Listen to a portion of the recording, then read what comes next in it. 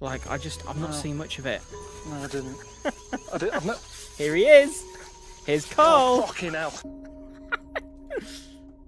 Me exploring the spaceship. But yeah, no, you're right. You can't. You definitely can't. Also, I've got some curtains now. Finally, I've lived here for like what, getting on for a year now, and I finally got curtains. If anyone doesn't know this game, by the way, we're basically on a ship. We're like, I guess we're kind of like an android, are we, Pugford? And we basically go through these cycles of the day, and we've got like different jobs to do around the ship kind of thing. And we're trying to investigate and find out sort of about our life and all that kind of stuff and what's going on. It's a CRPG game. Yeah, if anyone's got any tips, by the way, feel free to let me know. People on a PC in the lounge but don't want an ugly PC. Yeah, no, exactly. The only thing is, it's just like, I don't know. I'm just so mixed on it. Emulated consciousness as someone suspended in stasis. There we go. Thank you, Pugford.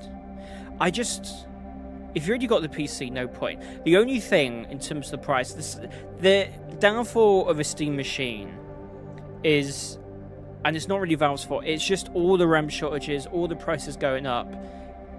It's just the price for it. If the Steam machine was like 600 quid, 500, 600, it'll be a lot more kind of enticing to get maybe. But if you've got a Steam machine in front of you for like nearly £1,000, that barely has the power of like a base PS5, really, especially compared some games to it. And you've got the choice between a PlayStation 5 Pro. You get the Pro. Get the Pro. I don't know. Anyway, okay. So investigate the wreckage is what we're doing. We've got some good kind of dices here. Let's have a look. Let's see what we have. So this one's a danger one. Got one more to get yard clearance. I'm gonna put 4 on this one. I think it will sell surprisingly well because the kind of people you're gonna wait once you want small indie games that you can't get in console. Yeah, that is, to me, that is the only unique kind of selling point to that. Or if you want to play like MMOs and stuff. You know what? I was saying this to Gloom. Gloom is like the direct person Steam machine is made for. Okay, let's give this one a go. Let's start the action. There we go. We've done it.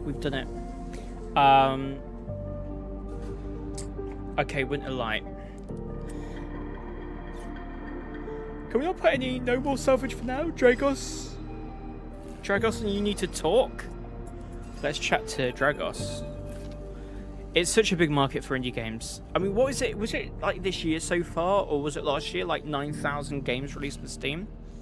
The final pieces, the Winter Light, sits in neat piles, waiting for the collection shuttle from Haven Age.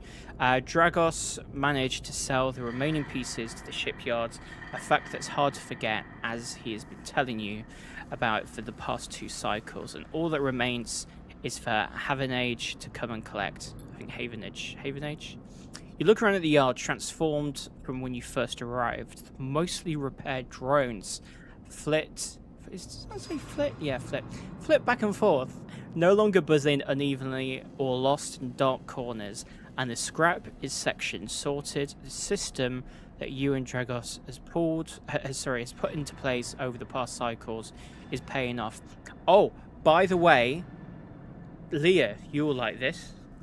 I watched a classic film last night. I watched an old film, but I hadn't seen before. I watched Batman. The Michael Keaton one. With, what's his face? Jack Nicholson as Joker. I loved it. I gave it 5 stars. I thought it was really, really good. There's me poot. As you look, you notice a glow of pale light from the office by the entrance. That rundown cab of the building, which houses all the records and spare equipment. Dragos must be inside, and you get to your feet and walk over to find out when the shipyard collection crew will be here. Let's give a little knock, just a little on the door. Did you rate? I gave it 5 stars. Gave it 5 stars, Gloom. Sleeper, come in. You swing open the door and walk in. Dragos is sitting at the small metal desk. The shipyards told me that they'd be here soon, and they'll hand over the chits, and we are set. He writes something with a stylus on his slate and then shuts it off. Of course, we should talk about a bonus?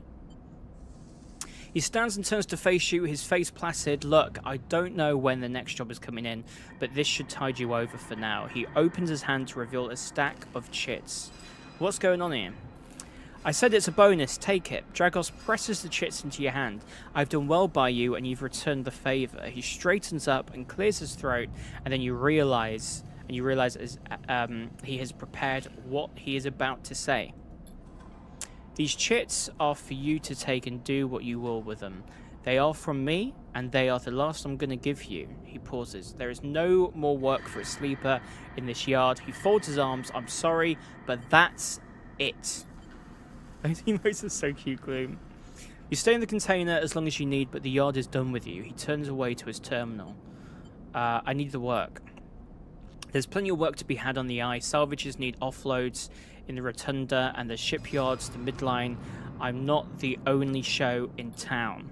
The glassy apertures on Dragos' headset betray no emotion. You need to stay away, Sleeper. He pauses, considering his words. Trouble is going to follow you here. Trust me. Am I in danger? Oh, I should have had the Walter White redeem, being like, I am the danger. Can you imagine that? That would have been good. That would have worked. That would have been pretty cool. Pretty cool. Happy as so many cute ones. They are very, very cute. You expect not to be. You escaped from SNARP. Dragos suddenly grabs you by the shoulder and drags you out of the office into the yard. He turns you to face a stack of pieces from the winter light, dissected, cut down, totally unrecognizable as a ship. You came through that, Sleeper. That should have been you, chopped and stacked. His hand trembles on your shoulder. That is what happens here. We cut down broken machines and move them on. Well, I didn't cut you down, but I'm sure as hell moving you on. Moving you on before whoever killed that ship out there comes to kill me. What do you mean? He shakes his head. These ships, they didn't get decommissioned. They didn't break down in a dry dock. You think they'd look like that if they did. Someone ended them. That means someone tried to end you, Sleeper, and I'm done waiting for them to turn up. We've had our fun, now it's time. He gives you a little shove. Sorry. Go on. He turns and walks back to the office. That's it, he shouts, and goes inside.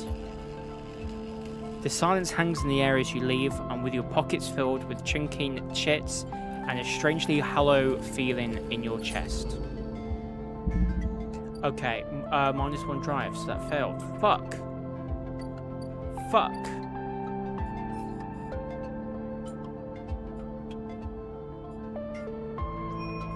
What we got over here? Build a thingy. Build a ship mind. Is that this here? I just have to wait for that. Is that that? No, it's not that. It's this here.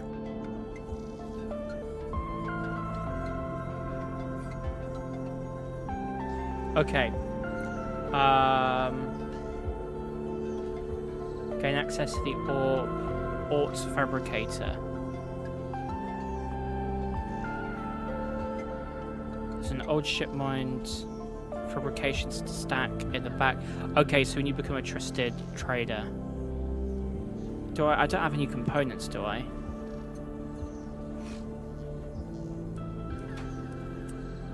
I'll stick this in.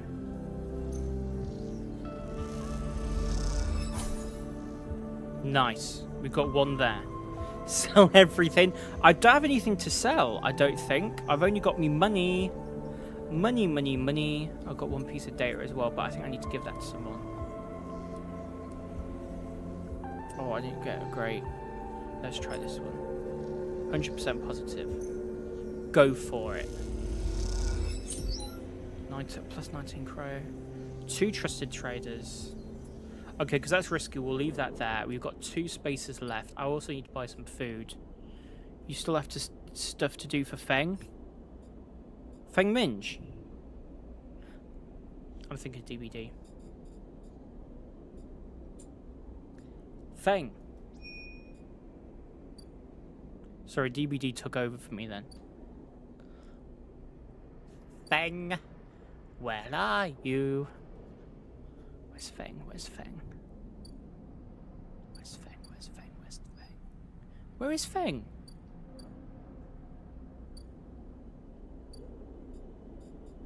I'm tracking it, aren't I? He will disable, get to the bottom of his mystery first. Click the eye. Oh! Is it a data one? I'm just not seeing the yellow.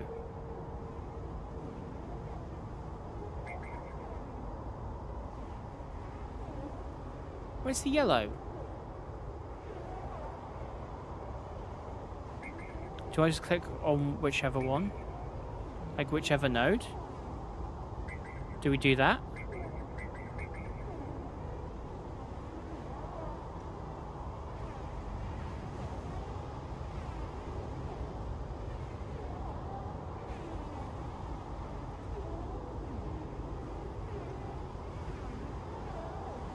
Is that how we do it?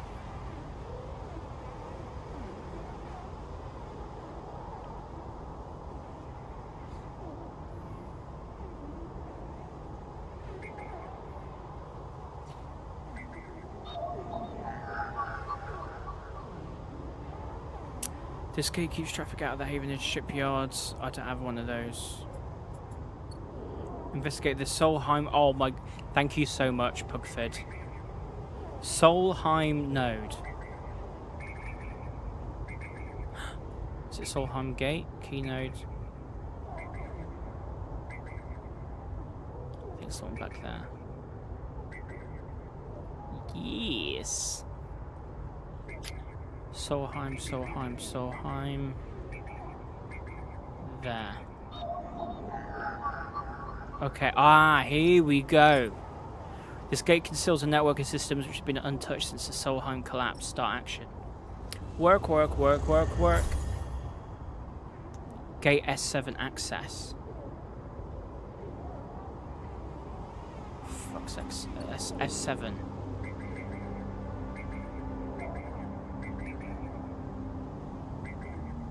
What is that gate?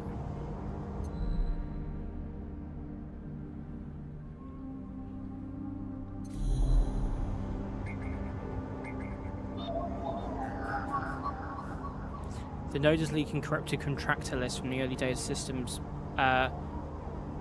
Palladium Rush.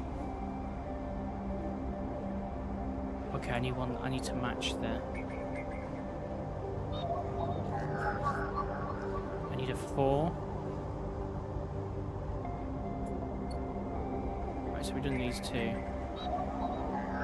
no more key node, I think I need a 3. Solheim node, another one. A 2. A Solheim daemon attempts to protect this node, squeaking out protective protocols like a mantra.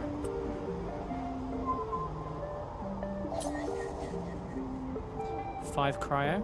Extract data. Give it to me. Solheim data.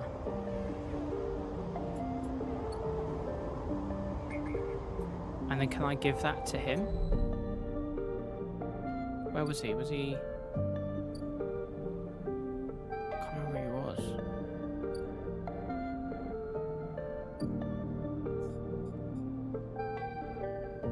He was down at the end, wasn't he? Let's extract the past. Oh wait. Oh, okay, so I can't do that lead until I've done this. So if I track that, I should be able to see him on the map now if I go down here. No. No.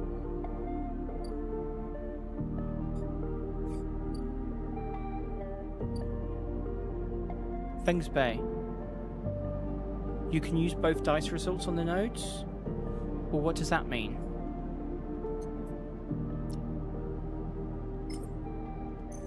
There we go. 1. 15 cryo, scoping the systems. Feng's eyes light up at the data transferred over. He hands you a stack of chits and waves you off. I have to be so careful not to say shits, by the way. Shows 2 results because you have a perk. You can use both. Oh. Well, so if I want, I could use the 1. Is that it? Get to know Emphis. Survive. Buy a vial of stabilizer. Oh, do we need to wait though? Sabine is selling off the case of stabilizer vial by vial. Haven't been able to talk with them since your last visit. Let's buy that, let's buy that. Possibly, oh, I'll try that. Nice. Done.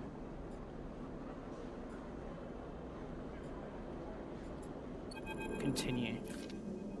As you quickly leave the surgery, eager to be away from Toshiro's glare, you notice something wrapped around the stabilizer vial clutched tightly in your hand.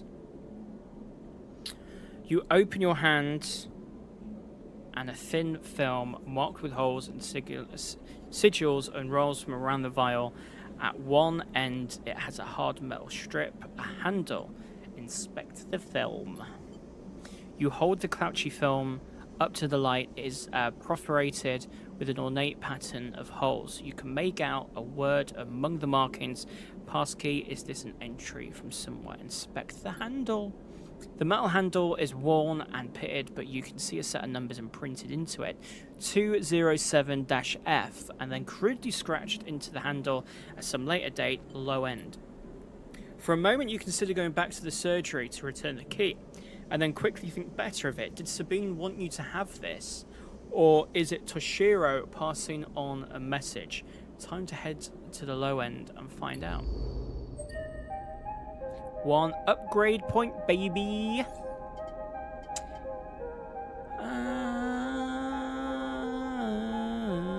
I've got 2.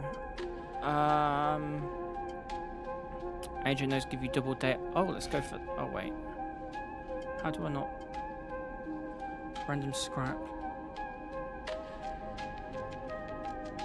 Gain energy. Oh yeah, I want that.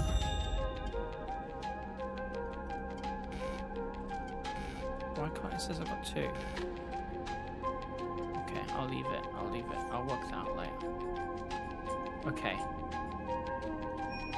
We already brought the vial, so I don't know why that's coming up. Get to know Emphis. Bring Emphis, Girol, caps. What are Girol caps? Fuck knows. I don't know. Oh, low end apartment complex. Unlock apartment.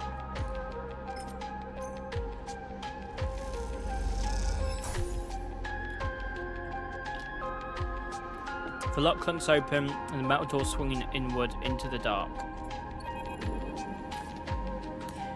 As you push the door open, the automatic light flickers on the inside of the apartment. They reveal yellowing plastic panels, the curved shape of wall-mounted utility units, the detritus of routine life arranged on every surface.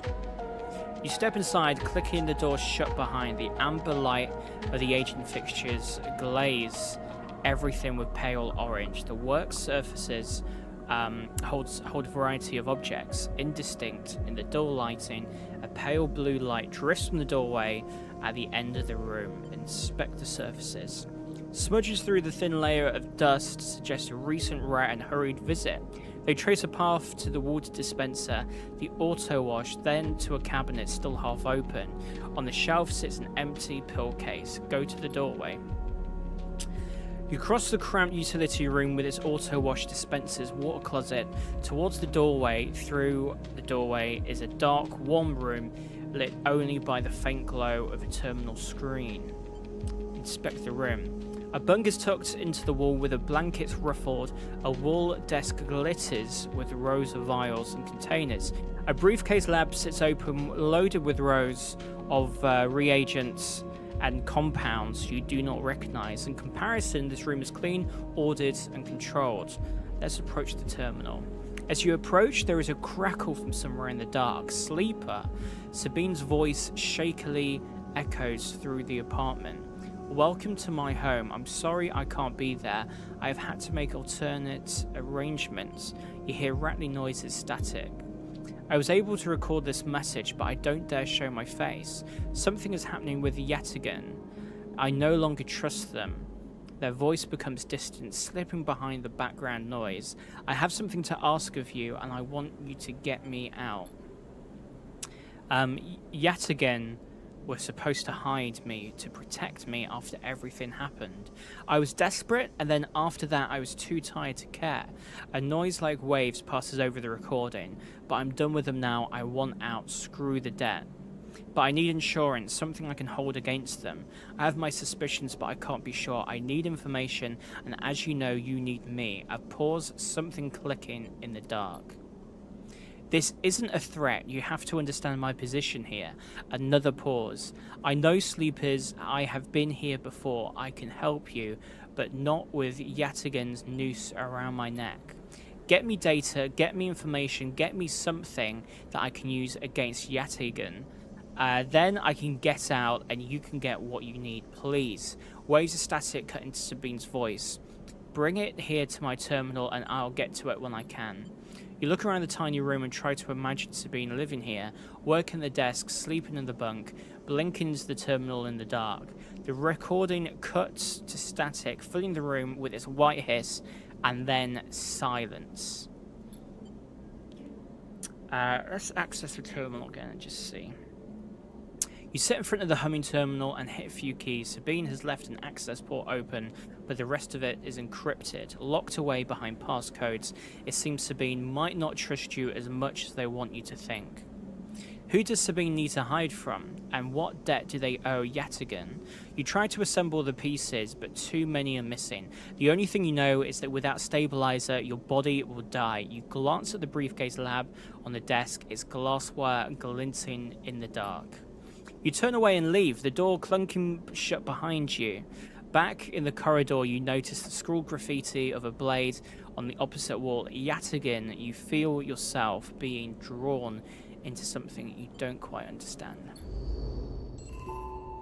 Well, shit out.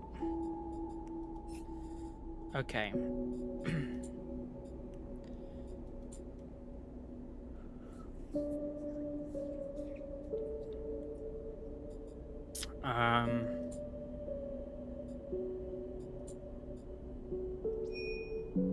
Let's see if we can get a Yatigan data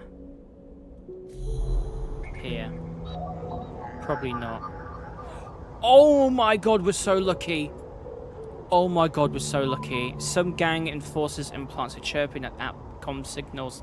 Time to see what they're talking about. Let's bypass that and extract the data.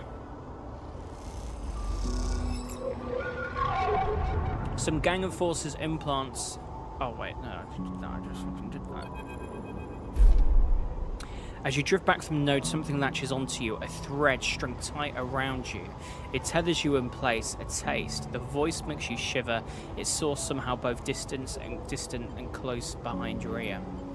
You see a distant glint of light shut off, and suddenly a shape is at your side. It stalks around you, circling like a shark, like a wolf, entity unknown, astringent processing. Resist. You struggle against the thread and it tightens in response. A glittering garrote, please hold.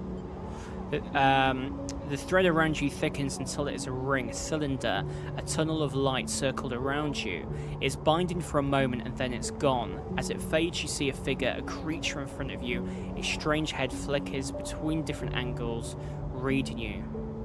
What are you? The shape paces around you on life legs. Though there is no ground here to pace on. Entity, identity, origin, serial, cadence. The figure faces you expectantly. Sleeper, S&R, I'm gonna say. Unknown known. The figure's strange head rotates. Brackish signature off and not of. attempting interface. As the figure speaks more, threads begin to spiral from its head. Thick, snaking, vine-like ribbons that flex and wave. They approach with intent. Run. You kick off and glide away through the clouds.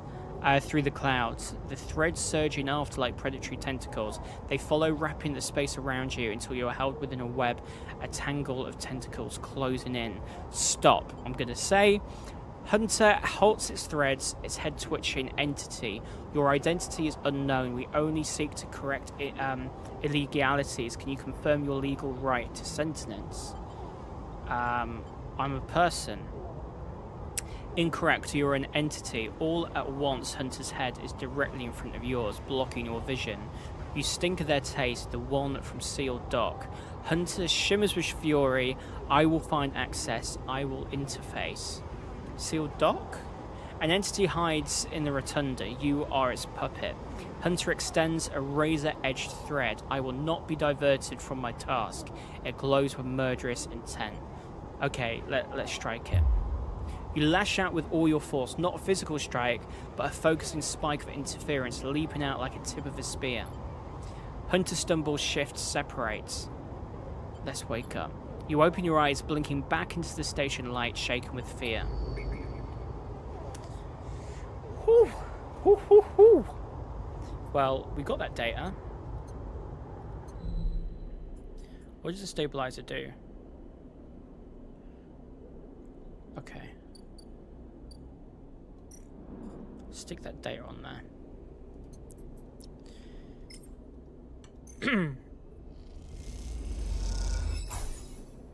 Terminal chirps, their data quickly is tucked away in Sabine's encrypted system. Okay, let's leave. Let's get some food. 15 Cairo.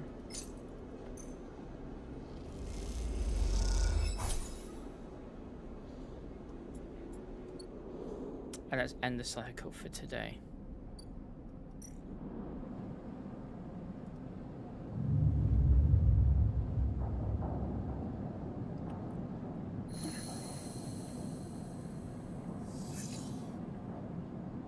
Ooh, we got some good dices. Okay, let's leave.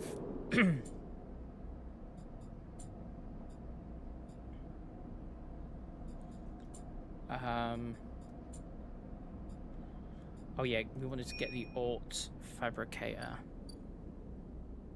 One more day left on that one. That looks like it's starting something new.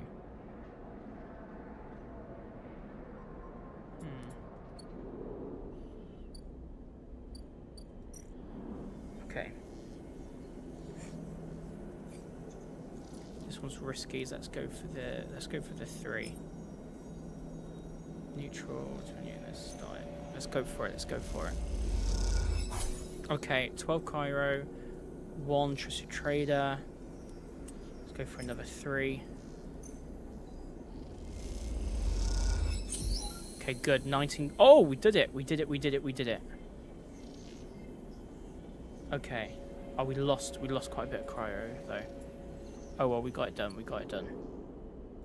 So, what does this mean now? I don't have any scrap components. I thought...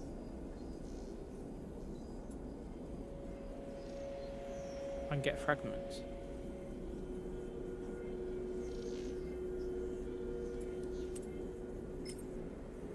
I'm not going to do that again. Anyone you can talk to? Ah, here.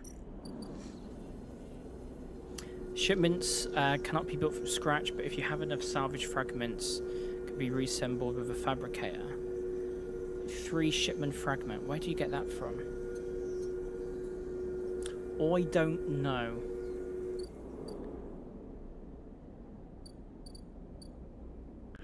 I thought it was there, wasn't it? Is it?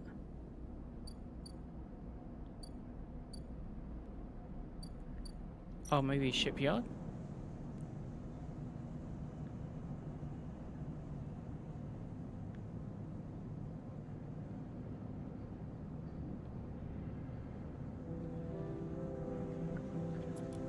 I don't know. Does anyone know how we get the shipment fragments?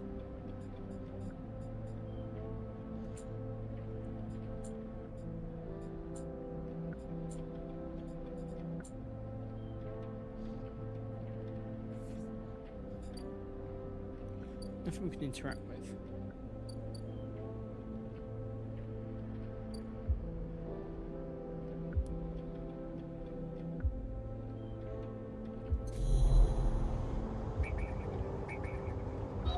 Right, any kind of matches here. Need a 4. Let's try it with a 2 and just see. Oh no, shit, you lose it? Fuck. 6. Anyone that's a 6. 1? Oh, do they change each day? 4. What if it's greater than the number? So if I do this...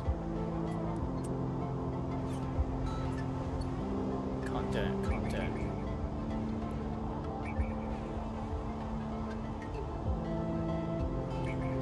it. Is there another...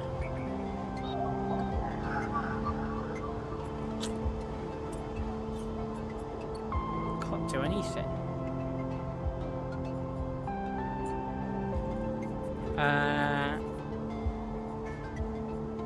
How do we get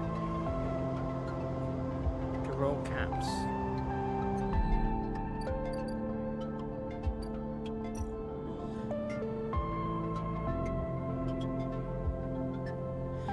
Well, I don't know what these kind of things do. Maybe if I start from down here and I'll work my way through. So if I start on the shipyard, which one's danger? Let's do the danger ones. All materials. Oh, I lost an energy bit. Yard hand. And then we put this one on the risky one, 100% positive. Okay, that did us good. 5 Cairo. Yard hand. Right, let's buy some food.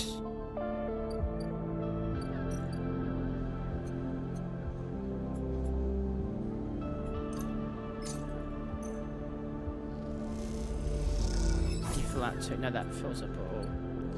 Okay. To bed we go.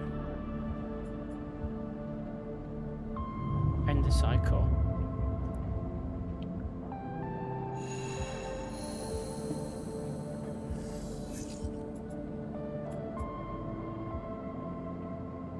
On your stabilizer. Without regular doses of stabilizer, sleeper bodies actively decay. Corporate insurance policy disincentivize escapees like you. Okay, let's use that then. Okay, our body's repaired and our condition is now stabilized. Let's leave.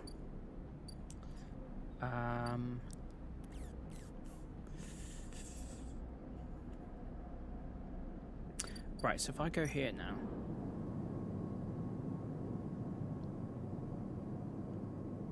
Buy shipment fragment, that's what I need, but does that cost 60?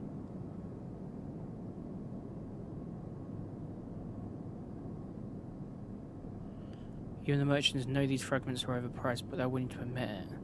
I need to upgrade a skill for that. Right, I'm going to leave that for now. I'm going to see if I can get some more cryo as I kind of keep going.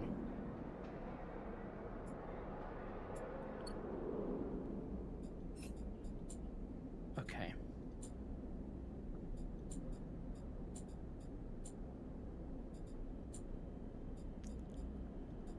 Let's try and get some data. Solheim data. That needed 1 to match. Bypass. Extract data.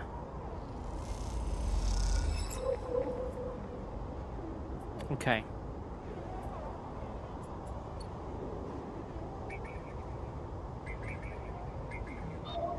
About this one, 4. Don't have a 4.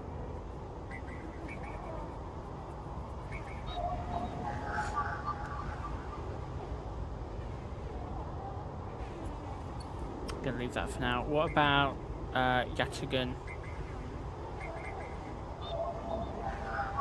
1. Can I do 2? Just do a random one? No.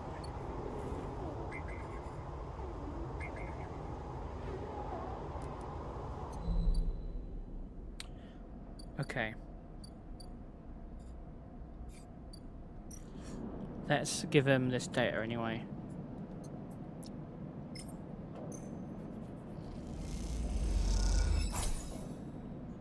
$15 cryo.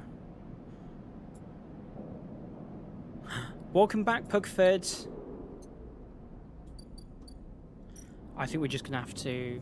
We've got 85 now, so we've got enough anyway for a bit of food. Start the action. Had any questions? I think I'm working it out. Oh, I don't know where to get the what was it? The Empis Girol caps. That's the only thing I haven't really worked out yet. The other bits I've worked out though. Only one shipment fragment, limit side, -60 cryo. They might tell you what. Ah, okay, that's fine. That is all good. Okay, let's work on the shipyard.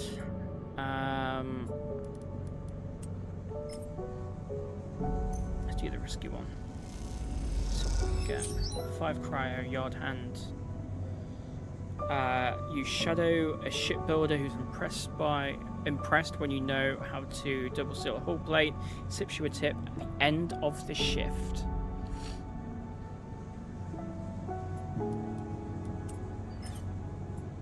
If I put my best one there.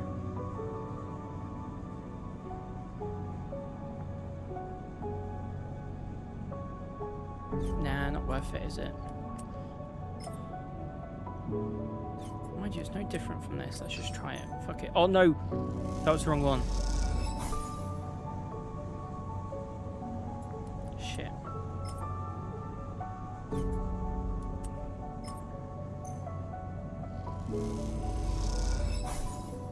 One yard hand. I've got 2 pieces left.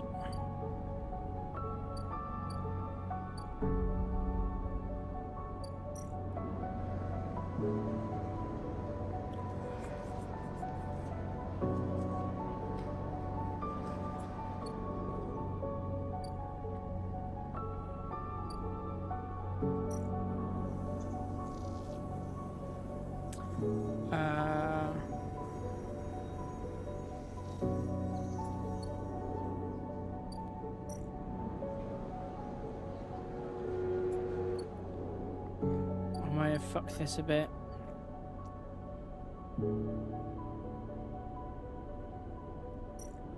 I need 3 pieces, don't I? I've only got 1.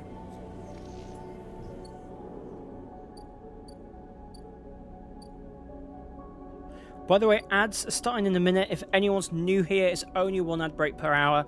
It's just to get rid of those annoying pre-roll ads over on Twitch here.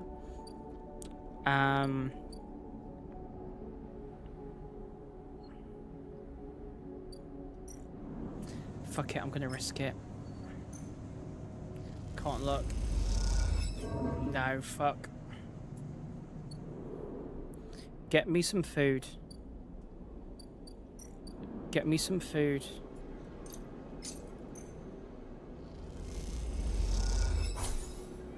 Oh shit, I'm gonna use all my money.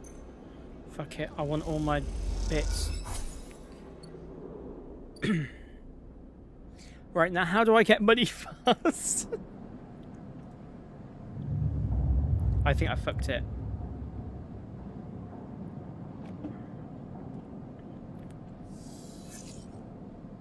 Oh shit, these aren't great. These aren't great.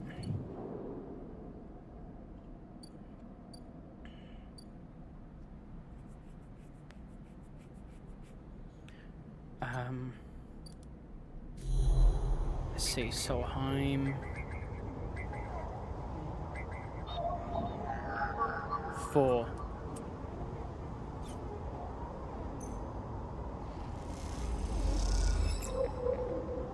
Nice.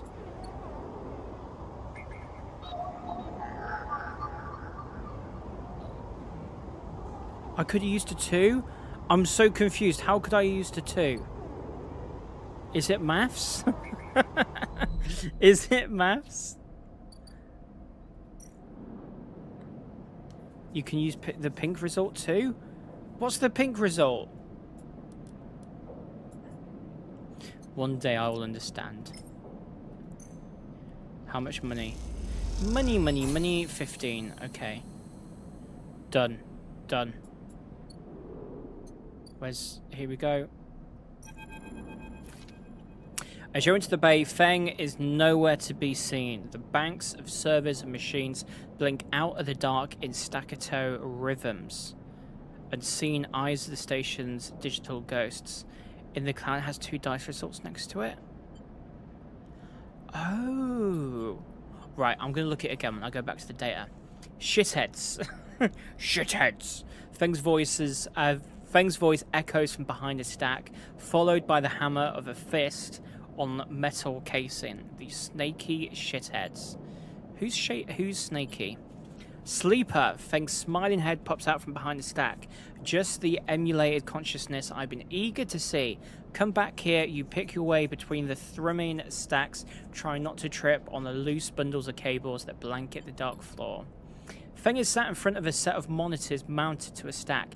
Tell me, Sleeper, what do you see here? Feng waves at a monitor his side, glowing with pale lists of information.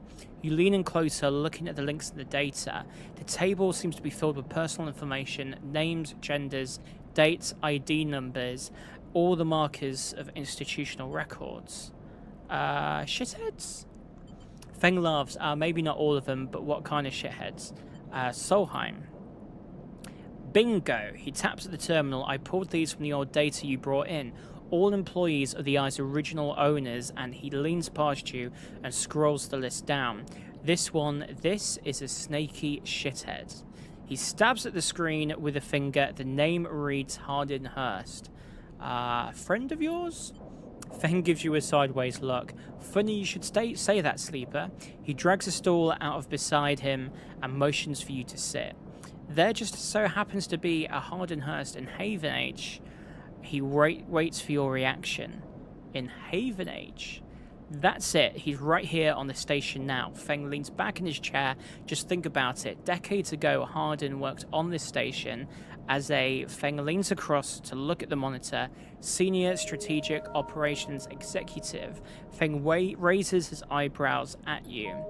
Our Hardin was keeping the money coming in for Solheim. He defined priority growth initiatives by making sure the extractors they contracted out to were hooked into a system that outsourced all the risk and kept the profit. Good old Hardin shuttled thousands of Palladium rush workers into an infrastructure which meant their cut of the work they did went straight back into Solheim. How do you know this? I grew up here, Sleeper. This is my history. I'm a child of the collapse. Feng turns back to his screen, staring hard at the strings of code flickering by. Before I was born, my parents were Solheim contractors. They ate in Solheim canteens, worked on Solheim ships, they breathed Solheim air, and slept in Solheim beds. Feng's voice rises as he speaks, his hands fists on the terminal edge, and the work that they paid for that existence, the cycles of hard extraction out and about. Solheim took their cut. This was a company town, so to speak, and my parents were just another in the long line of freelance contractors willing to risk their lives for a shot at anything other than poverty disposable. This guy, stabbing at Hardin once again with his finger, strategized all that, did the sums, and then somehow thousands of cycles later is still going, still here, crawling in the walls like some shithead snake. He survived the revolution. But how? These guys, they were big time. There's a lot of money that can get you if you are a company man. Feng relaxes a little, but how is Hardin still kicking? I really don't know. He turns to you and smiles, so we are going to find out. Hardin is now a big shot in the shipyards just a few degrees back around the eye here. Feng brings up a map of the lower eye. Haven Age might be born out of Erlin's revolutionary zeal, but a flat hierarchy it is not. Hardin happened to float to the top. Feng zooms in on the far yards. Feng grimaces. The thing is, I don't have access to those systems. The shipyard crew is pretty paranoid, and they don't like anyone from systems digging around in their stuff. Plus, we need more than just the name of a Solheim executive. We need proof. Feng holds up a thumbnail-sized drive. That's where this little creation of mine comes in. I call it a ripper worm. He turns the drive between his fingers. It'll rip through any digital storage and spin out a silken thread of filtered data. This one is set on the scent of Hardin Hurst. He hands it over. Getting into the compound might be tricky. Feng puts his hand on your shoulder, but you, however, have a particular knack for remote access. Feng grins. If you can expect yourself Haven Age cipher from a Haven Age agent, they sometimes carry them among their data caches. You can crack open the compound's network and slot the worms in through any open port. You never need to go near the shipyards. So what do you say? Up for it? Yes, we are. I knew it. I knew you'd be happy to catch this snake. And don't worry, once we nail this guy, I'll start work on that tracker of yours. I haven't forgotten. Feng scratches its chin. Anything the worm gets, it'll send it back here to me. There's something wrong here, and I aim to get to the rotten core of it. You leave Feng digging through the data among the wires and the machines of the old station. As you walk out, you try to imagine the Eye as it once was. A vast machine running smooth and strong, directed by people like Hardin. I definitely said what's in it for me. I should have said that. A vast Solheim-built machine into which thousands poured from the surrogate systems looking for a new life. The hope of a better future engineered to line someone else's pockets is an idea you are intimately familiar with. You think of Hardin still alive, still part of this place, and wonder if the past is ever truly past. Okay.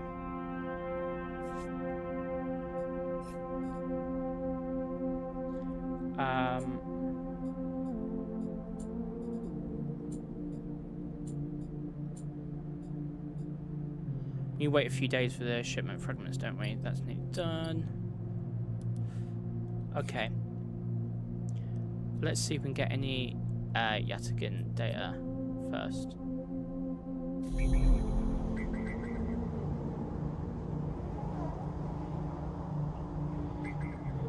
Come on. There we go, Yatagan agent 1. Oh, I see. You can see it there. Right, okay, I get Bugfid. That makes sense. 5 cryo.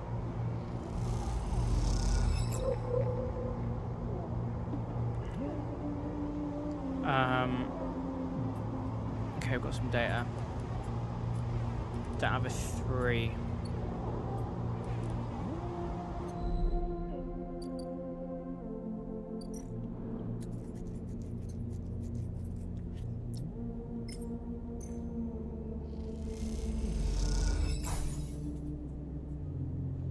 Okay. Let's get into this, the Havenage agent. 2, can also use a 3. I've got a 2. Havenage members broadcasting the open network from here, leaving them open to data extraction. Is there another one? There is.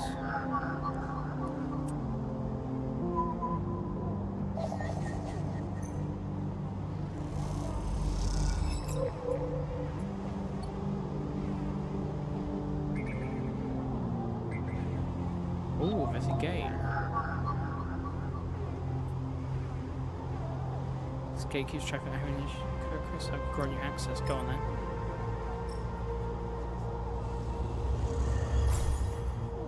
H4 access.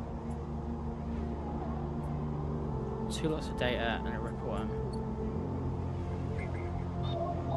Get to the port. 1 ripper worm, baby.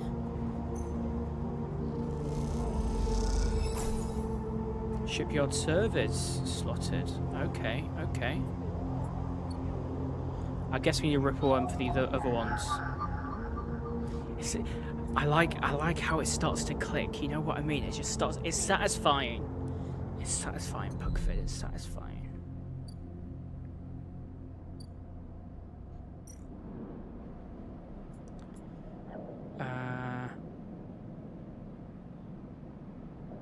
Wait, hang on. Where do I deliver the data? Can't deliver the data to them?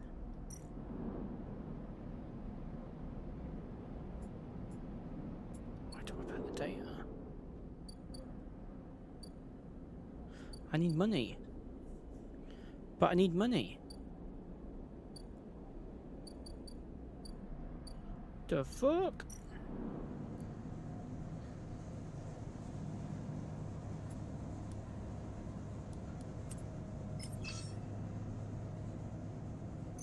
Go for that. Oh shit. How do I make money? God, I just want this done. Yes. I worked the yard. Do I get anything? Lemamina. From the walkway, the sidereal horizon looks impossibly vast. A landscape of platinum frames all along her flanks torches flicker. Drones maneuver, arc lights glint. The sense of scale of industry is both stunning and strangely unsettling. The predictive reasoning perk tells you what you'll get from the actions. Oh, is that the stuff at the top? So it's telling me what I'm going to get each time? She's quite beautiful, I think. You turn to see a figure a little way down the walkway. Leaning at the railing. He is thin, ragged, his work gear poorly fitted and loose. The torches of the sidereal horizon flicker in his eyes as he turns to you. So it says 15 cryo, you'll get the money. Oh, okay, okay, that is really useful. Lem, he leans back from the rail, revealing a child standing beside him, staring at the ship, and this is Mina, he adds with a smile. Hey, Mina. She stares and tucks herself behind Lem, who dutifully picks her up. She's a little slow to trust, aren't you, Mina? She buries her face in the folds of his overalls. Mina looks out from Lem's chest, a dark brown eye twinkling among the rough metal. You working on her then? Lem asks eagerly, gesturing to the vast ship. Or just admiring. He shifts Mina's weight to his other arm. Working. Me too, me too. He flashes a Haven Age pass. I knew it just to look at you. I mean, he stumbles a little over his words, not wanting to be misunderstood. I mean, you look like a worker. She's Mina's and my ticket out of this place, our escape vector, so to speak. The ship? You haven't heard? Anyone who takes a Haven Age contract on the sidereal horizon will be entered into a draw for the transit support crew, he smiles. We won't get to sleep in the journey though, but a couple of decades of service will be nothing for me and Mina if it means landfall on a new world, he winks. Transit support. Someone needs to stay awake to keep the thing running. He straightens up, stretching his back. That's a colony ship, friend. The Lawless Foundation is sending thousands to settle a system well outside of reach of the core world. It'll be a totally independent colony. No surrogacy, no corporations. Lawless Foundation? They are Haven Age's client, yeah. Some wealthy project from the core systems, interested in independence and self-sufficiency and all of that. They hired the whole shipyard out, helped re-kit and everything. He strokes Mina's hair. Someone else's dream, I suppose, but doesn't mean people like me and Mina can't tag along. Mina responds by pushing his hand away. Daddy, she whispers. Food. Pulling an exaggerated, grumpy face, she glances fugitively as she plays with a set of dog tags that hangs from Lem's neck. I'm just chatting a little, meanie. Give Daddy a sec. He turns to you, and you suddenly notice how tired he looks. I'm not on the Haven Age crew yet, but I'll work my way in. You can do it too, friend. We have to stick together. He smiles a little shakily, and you wonder how long he's been working to break into the official shipyard crew. They seem sweet, Pugford. They seem sweet. Yeah, they do seem wholesome. Yeah, for sure. He looks out at the sidereal horizon as if trying to pull the energy from those flickering torches from the vast hull. We've got to hold out, okay? He wasn't quite sure if he was talking to you. That's how it works. While he stares out, Mina catches your eye curiously. You agree, Mina? She straightens up and meets your eye. Daddy loves me, she says it stubbornly, daring you to question her. Lem smiles and lifts Mina. That's it, we hold on. He smiles sheepishly at you. Oh, I just saw a spider. We're just a couple of softies, isn't that right, Mina? He sets her down, standing by her side, and she clings to his leg. Gotta go feed this one. He pats her back. Maybe see you on the shift, huh? He turns and they walk down the walkway away from the shipyard. You see them talking, and then a moment later, Mina turns around and stops. See you, robot! Her shout echoes down the walkway, and she flashes you a parting smile before running to catch up with Lem. You watch them a little before you turn your back to the impossible scale of the sidereal horizon, a ticket out. Okay. So now we've got unit assembly here. Ooh! Oh, okay, we can get money from both of these. Okay.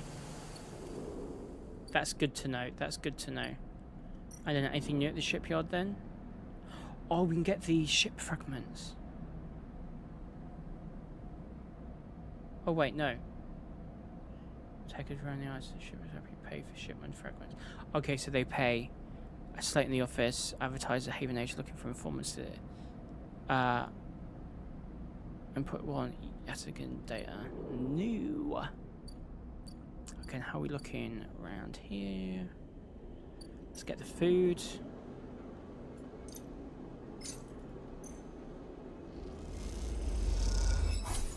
Nice.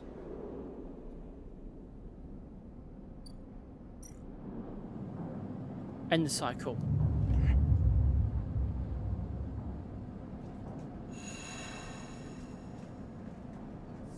So I'm just getting a fan. It is hot in here. Okay.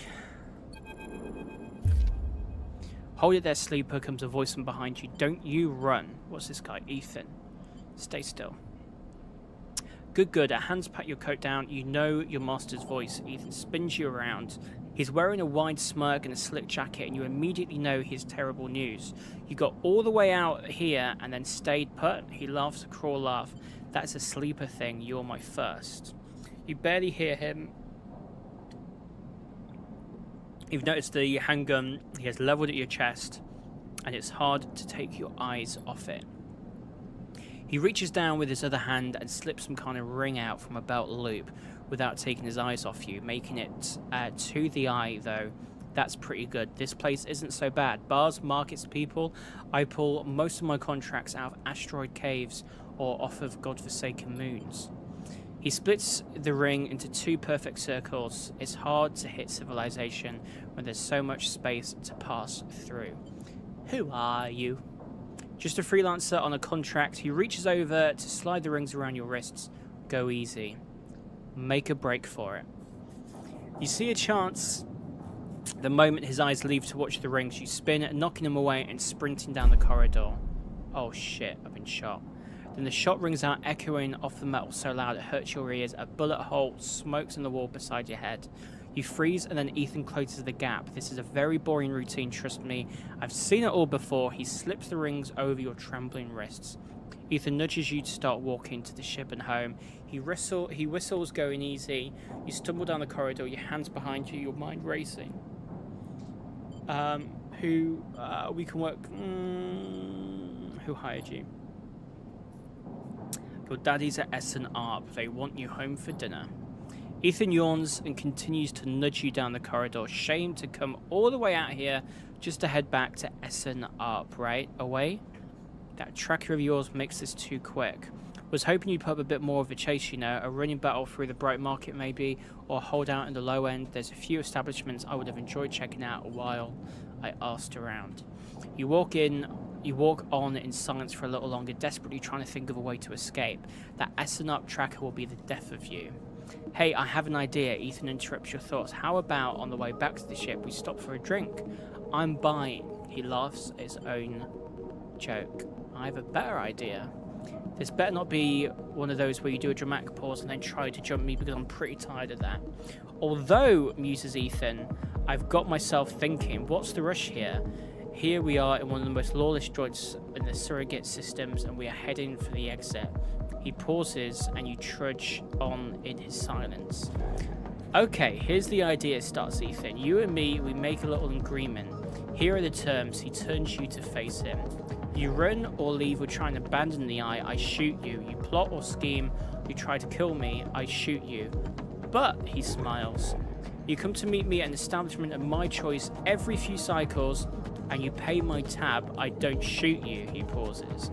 You don't pay my tab, he rattles his handgun, you get the idea. I get it.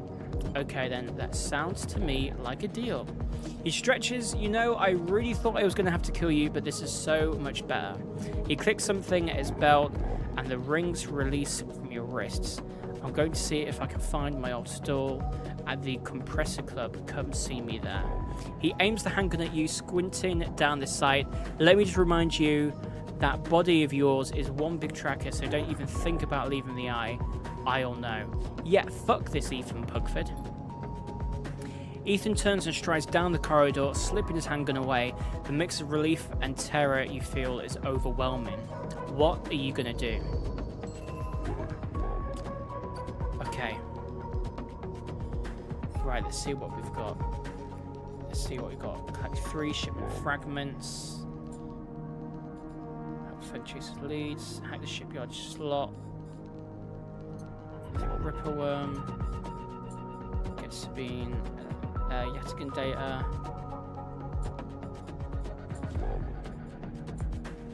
Work your way into a shipyard crew.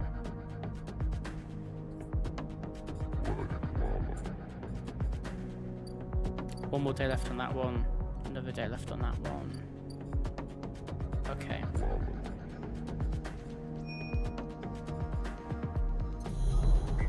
Data time. Thing is, I don't have a Ripper worm now, so I can't. I don't know how I get another Ripper worm. I'm really enjoying it. It takes a little second for it to all sort of click gloom, but once it clicks, it's fun. It's fun. What if you just hack like a random key node? Do you know what I mean? Do you know how you get Ripper worm Pugford? Oh, Haven Age agent. Here we go. Use a 3. Extract the data. Oh, only Fen can give them? Okay.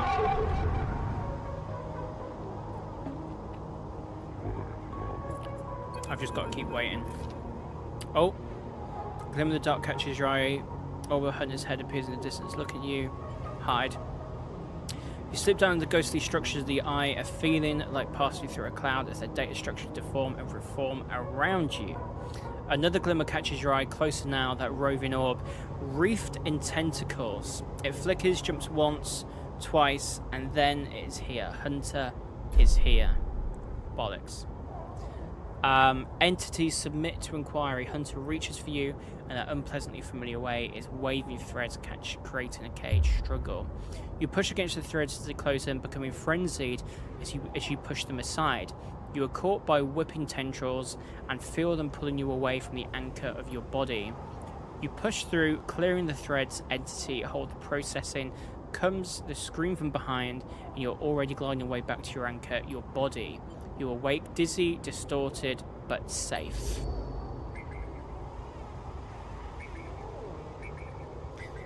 What about the Yatigan Agent 1? There we go. 5 cryo. Okay.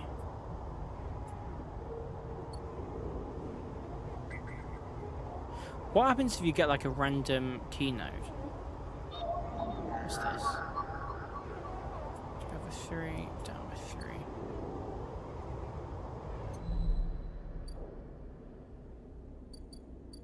Gotta be the last one, right? Yep.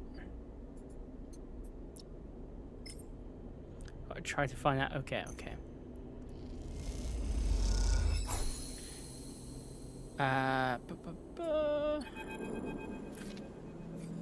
As you turn away from the terminal, the final cache of Yataghan data uploaded. The air crackles with white noise. Sleeper? Sabine's voice, weaker than before, comes through the haze. Sabine? A signal release comes through the layers of noise. The call must be coming from somewhere on this station. This has to be short. I don't know if Yataghan are monitoring me. Their voices hush distant as you try to focus on it. The data you've been bringing in from Yataghan's agents, there's something in it that I don't understand. A shrill howl rattles through the signal. This data is all gleaned from their implants, records of integration with their nervous systems, performance analysis, and error rates usage data. I installed many of these implants and I didn't enable any of this functionality. Their voice dips under the level of the noise, like a swimmer slipping beneath the water. You listen to the waves for a few seconds before Sabine re-emerges. Has to be somehow baked into their wetwares interface, and that's not all. The systems compiling this data are connected to some kind of transmission protocol. It's being broadcast. Wait, why? Every Yataghan enforcer is equipped with black market implants, retinal enhancements, adrenaline boosters, pain suppressors. These implants are gathering data on themselves, on the enforcers' bodies, on their performance. Why? I can't tell. But I can promise you these foot soldiers have no idea this is going on. The background tone switches, drop into a grainy rumble. If they knew, I don't imagine they would be happy with the situation. Yataghan could have a mutiny on their hands. You lean towards the terminal, straining to listen to Sabine's faint voice. I need a few cycles to pull this all together, but this might be the information I need to pressure Yannick into releasing my debt. Yannick? He's one of the heads at Yataghan. They pause. It's better that you don't know him. Keep it that way. Suddenly, a banging echoes through the call. Sabine's voice is suddenly whispered, panicked. I have to go. Come back in 4 cycles. Then a sharp crack of a disconnect and silence fills the apartment. You step back from the terminal. What does Yataghan have to gain from monitoring its own members? You try to recall what you know about the gang, but you have little to go on. You think of Toshiro, Sabine's minder, his mirrored teardrop implants set below hard eyes. What data could they be gathering? And more importantly, where are they sending it? Thanks, Gloom. You reflexively rub your forehead, trying to think. Can you really trust Sabine? How did they come to be Yataghan's doctor in the first place? You think of their kindness, their care, but also that glazed look of recognition that they gave you when they first met you. That look stays in your mind as you slip back out of the apartment, glancing around you as you close it up and drift into the corridors of the station, unable to shake the unpleasant sensation of being observed. Okay, 3 cycles. We got a club? What's this? Oh, that's... Oh, okay, yeah, that's for the tab and everything.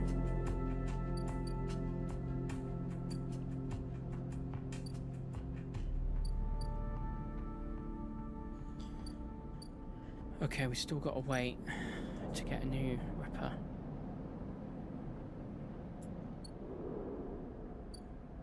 Let's get some money. Wait, where was... Oh no, it was the shipyard, wasn't it? Here. Yeah. This is safe.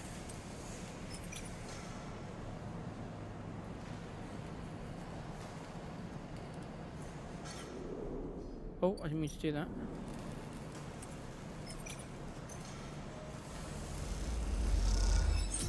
Quaro and 2 systems tech. I'm just going to put everything into this because I need the money. 12 cryo, another 2 in systems tech.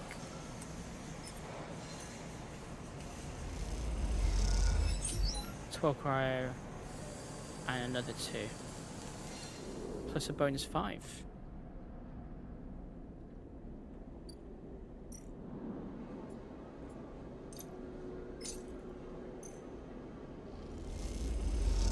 Gotta get that food.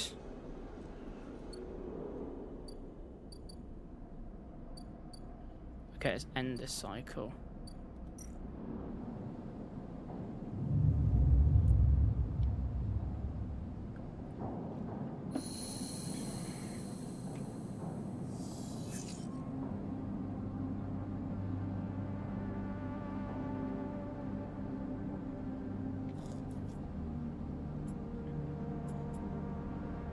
Oh, I didn't get one.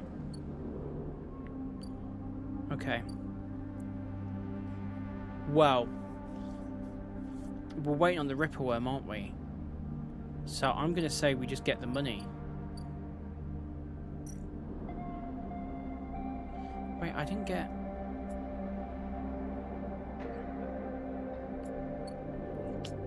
I didn't get anything? Buy some scrap, unload containers, 15 cryo.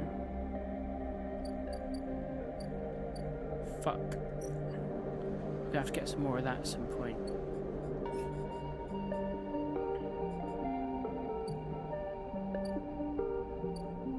One more cycle left there. Right. I need 3 ship mine fragments. There's no way to get any more, is there? There's no other way to get the fragments.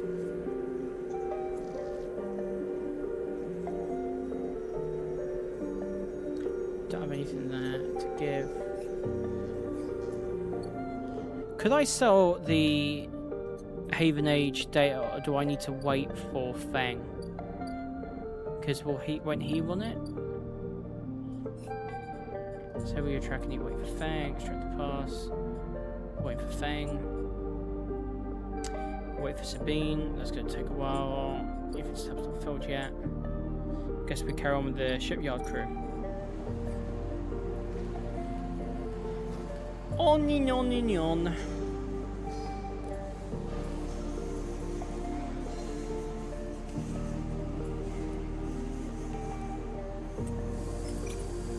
Might be more options than play champ fully explored. Okay. I'll just do this one. Hopefully I'll get 2. 1.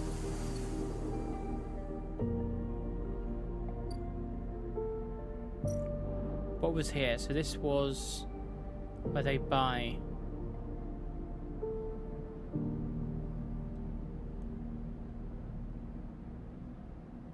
Oh, you can sell Yatagan data. Interesting. Nothing there. Oh, what can I get from here now?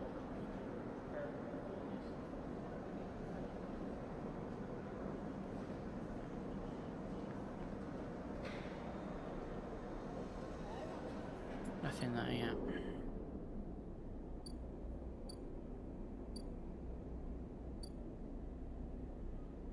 Oh, critical action you can only do once. Okay.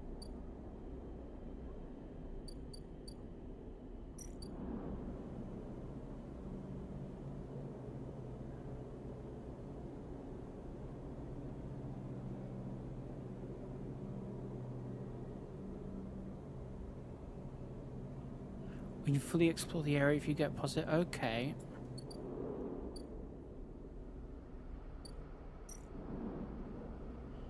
Rewards.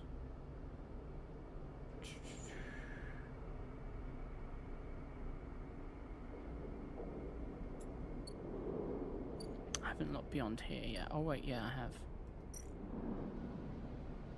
Oh, I need to unlock it for the passage.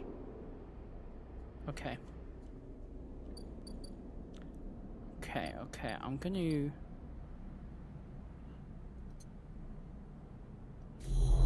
I don't think I can get any more Yatagan data, can I?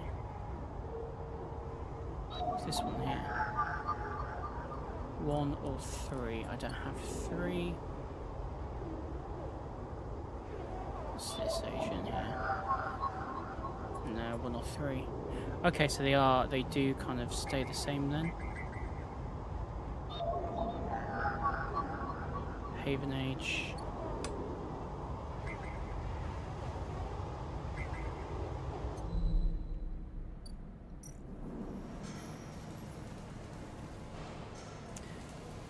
Oh, all the compass ones are unexplored areas. So there's other places you haven't found. Which ones are the compass ones? Oh.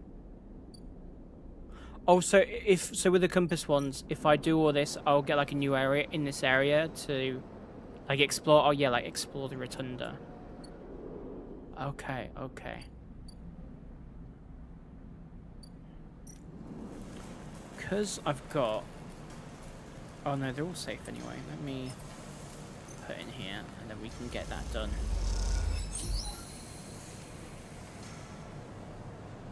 Pop Cairo as well.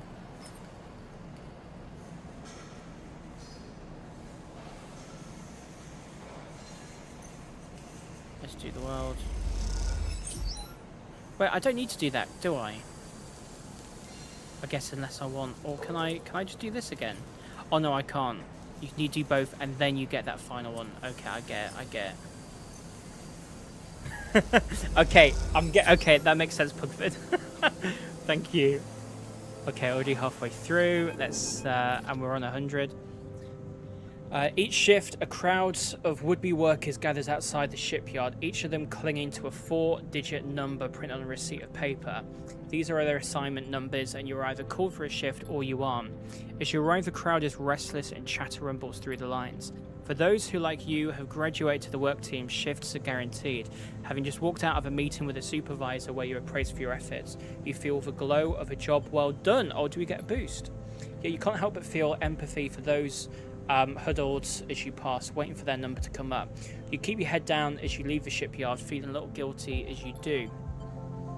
Hey sleeper, wait up. Lem's voice trembles as he shouts above the rumble of the crowd, and you turn to see him pushing through, Mina crying in his arms.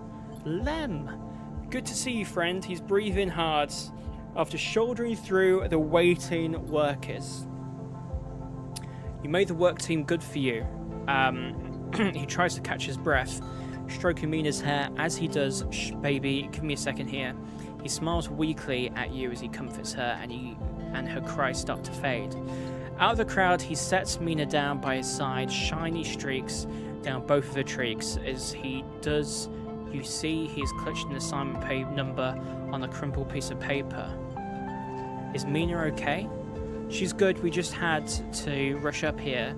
He puts his head on her shoulder and she clings to his side. Esther, who usually takes her, is sick. He stretches, I don't know what. A noise sounds from the entrance, a klaxon, followed by a list of numbers growing brightly up on a display screen. The crowd responds instantly, pushing and pulling as people try to wade the entry checkpoint. Lem stops and turns back towards the crowd, then glances down at the crumpled paper. That's my number. Shit. Mina? He starts patting the pockets on his gear and glancing around. Go, I'll watch her. He blinks a little, staring. Thank you. He crouches to Mina. You're going to stay with our friend here, okay? They're going to keep you safe. And he stands back up. Here, take her bag. He shoves it into your hands. She's got food. She's got shit. I have to go. He backs away into the crowd. Mina, I'll be back real soon, okay? Be good. Then Lem disappears into the rolling crowd, who are now trying to get into the shipyard before it locks down. Mina stands staring suddenly, small without Lem at her side. She fixes you with a dark-eyed look you can't quite read. Hey, Mina. She holds the stare unmoving, the 2 parallel tear tracks still glint on her cheeks. You okay? She sniffs and looks down. Look in the bag. You unlatch the top of the bag and see a few metal containers fashioned from scrap components. A battered slate sits on top, blinking a low battery warning, and tucked down beside it is a ragged rabbit, hand-sewn. Take the rabbit. You pull the rabbit out of the bag, its long limbs waggling as you do. Mina goes to jump and grab it, but holds herself back. She stands, hugs herself, eyes on the rabbit. She's so cute. Give her the rabbit. You hold the rabbit out for Mina. Out, and Mina snatches it from your hand. She hugs it tightly without looking away from you. Bun Bun, she said, staring you down, ferocious despite her size. I'll say nice name. You move a little closer as you speak, closing the gap. She looks at you suspiciously, but her face softens a little. She waggles Bun Bun in front of you and then walks him up your arm and onto your shoulder where he sits. She pokes your arm a couple of times. Are you really a robot? Sort of. Yeah, she thinks. Me too. Mina has more questions, lots of questions. Questions about how you breathe or if you rust. But before long, you were talking about rabbits, what Esther, the lady usually takes us, smells like, and whether or not fairies live in the eyes heating pipes. You pass the time like this, sitting side by side on the floor of the walkway as others pass by, sometimes talking, sometimes drawing on the slate, sometimes playing with Bun Bun the rabbit. And this is how Lem finds you, just as both of you are starting to yawn. He is dirty, tired, but Mina leaps up his legs and into his arm as he stumbles backwards. You two get on okay, he asks, trying to keep Mina from climbing onto his shoulders. More than okay. Mina shoots you a smile from Lem's arms. Her suspicion is gone. Well, looks like Meanie can be nice. He pokes in the ribs and she squeals in delight. Thank you, friend. I mean it. He gives you a warm, wide smile. I owe you. Look, he glances around. It seems like Esther, the lady who usually watches her, is going to be out for a spell. If you ever have some time, I'd really appreciate you coming down to our place in the low end. He grins sheepishly. If you have time. But now I have to take Mina to this, take this one to eat. He plays a biting Mina and she giggles in response. See you, sleeper, he waves, and then he stumbles off down the corridor, drawing gazes from passing spaces as Mina's laughter echoes down the corridor in bright squeals. Got another drive.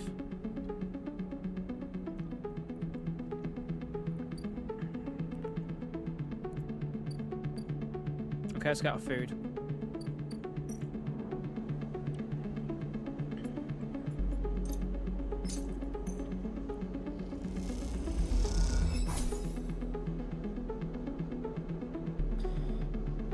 So,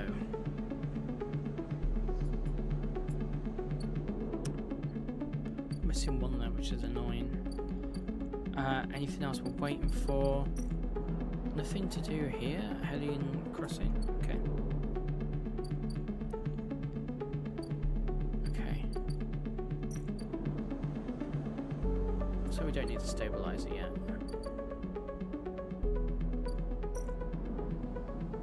Endless cycle.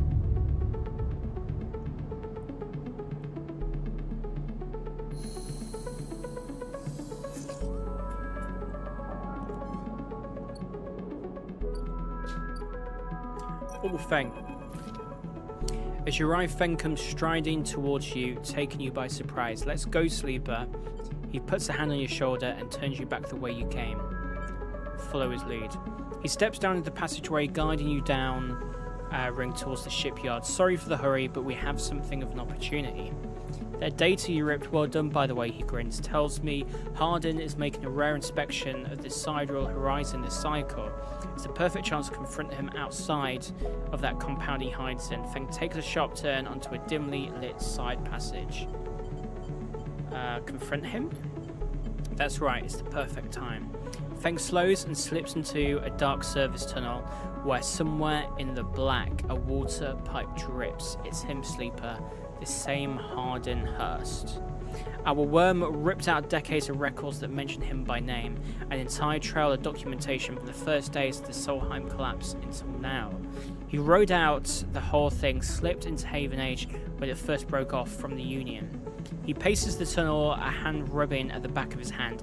I need you to understand something about Solheim, sleeper. I don't know what you know about the collapse, but it wasn't as instant as it sounds. It wasn't like Solheim was here, running the station one day, and the next Erlin's Union took power. Back then, Solheim knew that this place was slipping away from them.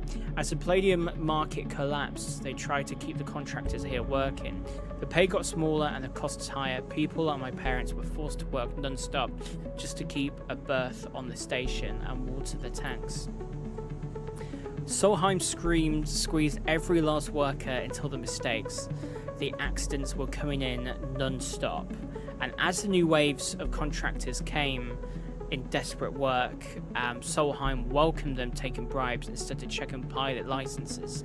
The whole time Solheim was folding up, dragged into court cases in the central systems, while this severed limb of his station still desperately tried to take all that it could. I like Feng Pugford. Feng is my guy. He's my guy. He's my guy. I'm just going to turn my lighting down a little bit. It's a little bit bright, isn't it? I think. Oh no, that's. Oh my god, that's like flashbang, isn't it? Maybe if I go warm. Bring it down. That's alright, isn't it? I think. Maybe. Just. I don't know. Oh. People like to tell stories about Erlin, how he brought the factions together, spoke to the crowds, turfed out Solheim. Maybe that's true, but my mother, pregnant with me, locked herself in the MEV and welded it to the dock, while my father joined the improvised crews, trying to seal up the ragged edges of the gap. He never came back. Feng pauses in the dark. They sealed it up though, and by the time they did, Solheim was gone, abandoning every one of us to the black. Apart, Feng finally turns back to you now. His eyes burning from shits like Hardin. Okay. Shits who held their place, rode it out, and slipped into the new structure like nothing had changed, standing shoulder to shoulder with those they had exploited at every step. Feng starts walking again. That's why I can't just let him strut about the shipyard. This time, his past catches up with him. How is he still alive? Clearly you don't know much about executives. That kind of power comes with certain benefits. Feng rejoins the main passageway, which is now wide and glass-roofed. Through the ceiling, you can see ships in mid-construction. Their flanks are lit by the flashes of plasma torches. The entrance to the shipyard is ahead. Let's go. Feng grins. Let's go show the shithead some consequences. He strides to the shipyard entrance and pushes through the doors. A web of corridors leads through the complex, snatches of the construction bays always appearing through windows. Ships are suspended like whale corpses, skeletal, imposing. Feng seems to know exactly where he is going, and before long you cross into a huge dry dock, locked at one side of the sidereal horizon. A network of platforms and scaffolding cling to the ship's hull, filled with workers and equipment. The sound is stretched out by the vast space, so that the welding, cutting, and scaling seem to come from everywhere at once. Both you and Feng spot them at the same time, a group walking slowly across the gantry, and at the front, two men, one gesturing towards the ship, and the other stick-thin, cleanly dressed with a shock of grey hair. Hardin? You and Feng say his name in unison, and Feng sets off up the staircase to the gantry with you following behind. As you come to the same level, the group is passing closer, the foreman gesturing to the work being done throughout the dock, and Hardin nodding along. Hardin Hurst, Feng shouts across the noise, taking you by surprise. His voice bounces and comes back in a rippling echo. The figure turned. Yes? Hardin asks quizzically. Raising an eyebrow, he glances between you and Feng, and you see his gaze linger on your body, unsure of why a sleeper might be in this place. You are a traitor, Hardin, a Solheim executive who tried to hide here among his victims. Feng's voice is steady, strong. You stand for everything the Eye was rebuilt in the shadow of, against everything Erlin stood for, everything Haven Age stands for. You have no place on this station. For a moment, stillness descends on the group, as if everyone was held in place by the rattle of construction. Hardin laughs. Well, good to meet you too, he glances around those around him. Some are smiling, the others nervous. You are from the systems branch, are you not? Asks Hardin, inspecting Feng's clothing. Feng turns to the foreman. You need to call your security. This man is a corporate agent. The foreman glances between Feng and Hardin, his hands drumming at his sides. Hardin leans towards him and says something inaudible. The foreman nods. It's true. As you begin speaking, Hardin turns his attention to you. And what would a sleeper know about that? You accuse me of being a corporate agent. What are you if not exactly that? He looks around at the group who are already eyeing you up with suspicion. You are a product of SNRP. You have no place in a Haven Age shipyard. Who knows what signals you are sending back to your makers? A murmur of approval runs through the group. Feng holds up a stick of memory. You guessed right, I am systems, and I have records that link you directly to Solheim right here. He turns to the foreman again. So once again, I am asking you to take this man into the custody of the shipyard. The foreman remains still. Hardin's voice is calm, measured. If you have such data, why hasn't it been submitted at a members' meeting for proper review? He shakes his head. I have nothing to hide, unlike a man who does not announce his name who enters my shipyard with corporate property in tow and tries to turn my own men against me. You hear it now, echoing sound of boots, walkways coming from all angles at once and then settling behind you. Please, says Hardin. Submit the data through the correct channels. Then we can talk for now. However, you must leave. He gestures behind you to the security detail, their hands on boxy black sidearms at their sides. Feng spits. Hardin, you shithead, you can't wiggle out of this one. A security officer draws the weapon and levels it. Feng turns and stares him down. I'm gonna comp Feng. You look at Feng, he shakes his head and puts a hand on your shoulder. Let's go, says Feng, and he pushes through security, heading back down the walkway. Once security has walked you out of the shipyard and nudged you back into the corridor, Feng picks up pace. You try to keep up as he slips into the shadows of an entrance. Feng is grinning ear to ear. You know, Sleeper, sometimes people are exactly how you expect them to be. Something pings in his pocket and he takes it out. On the slate, a web of connections starts drawing itself out, stretching to a set of points around the ring. Got him, mutters Feng. What's going on? Hardin is doing what any snaky shithead always does, calling his friends. We're tracking his outgoing messages. Feng's grin looks ghostly in the uplight of his screen. The old ways are the best. Spook them good enough and they'll give the game away. He jabs at the slate and you see the web is being drawn over a map of the ring. Lines are bouncing from point to point. All these dots, these are Hardin's buddies, the ones he's messaging right now, and we're going to find them all. That was our purpose? Of course, Hardin isn't working alone. We need the full set or nothing. Then glances around and slips the slate back into his pocket. We better split for now, Sleeper, but this is exactly what we need. Good hunting. With a pat on your shoulder, Feng drifts away back into the flow of people around the shipyard entrance. You watch him go, unsure whether to be angry or impressed. We've got an upgrade point. What upgrade? What upgrade?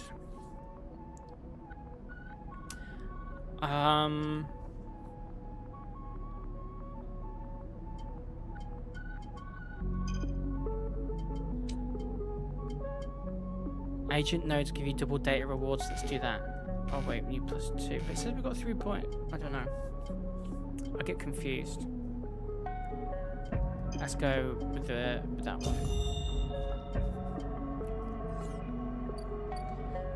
Okay. Right, what can we do? What can we do? Wait one more day on that one.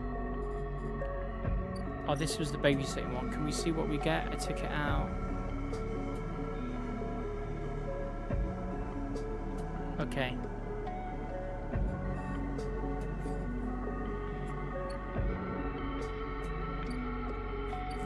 I think we could sell some data.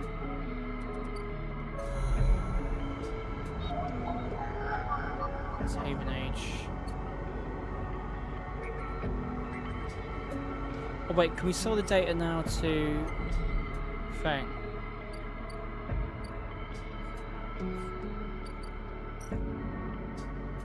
No.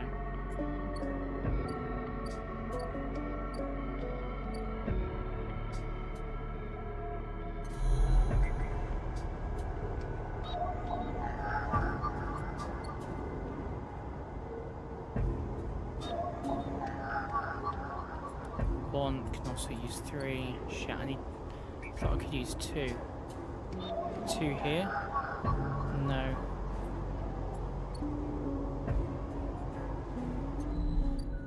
Okay, and we've nearly done this part.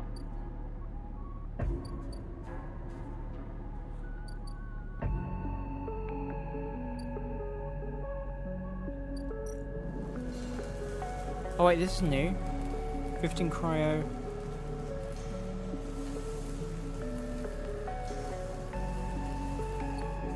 What's the other one working on here?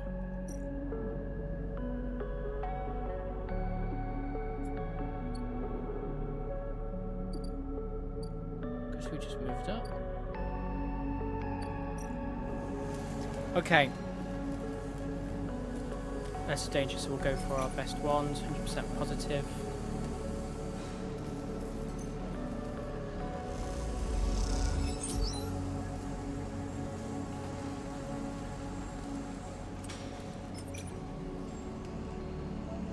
%, positive, 50% neutral.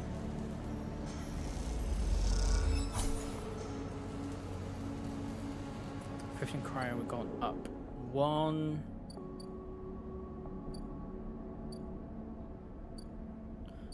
What about rotunda? Anything we do here? Risky.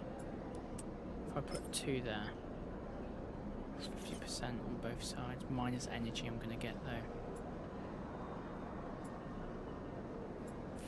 I'll put 1 in. I know it's risky.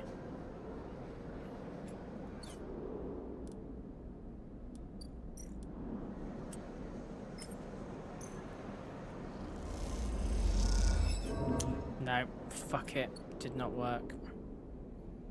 Bollocks. I should have known.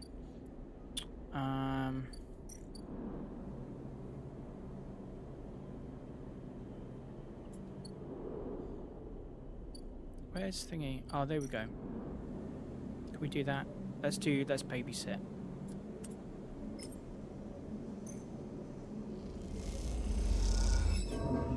There we go. Get some food.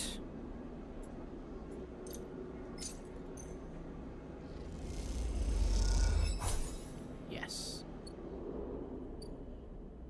Okay, his tab's going to be up next. I hope it's not ridiculous money. Can you imagine?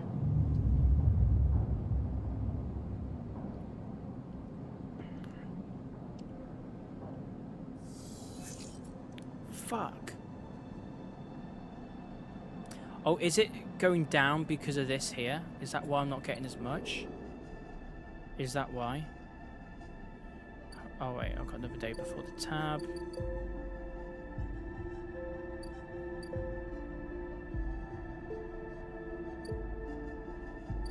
Right, I'm going to add this one to the tender.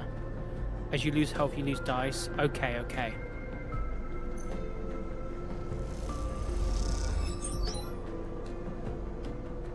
+2.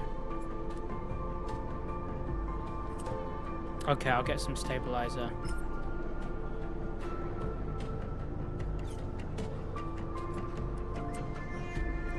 +3.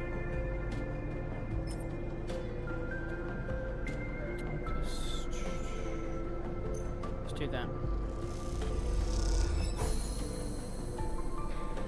Done.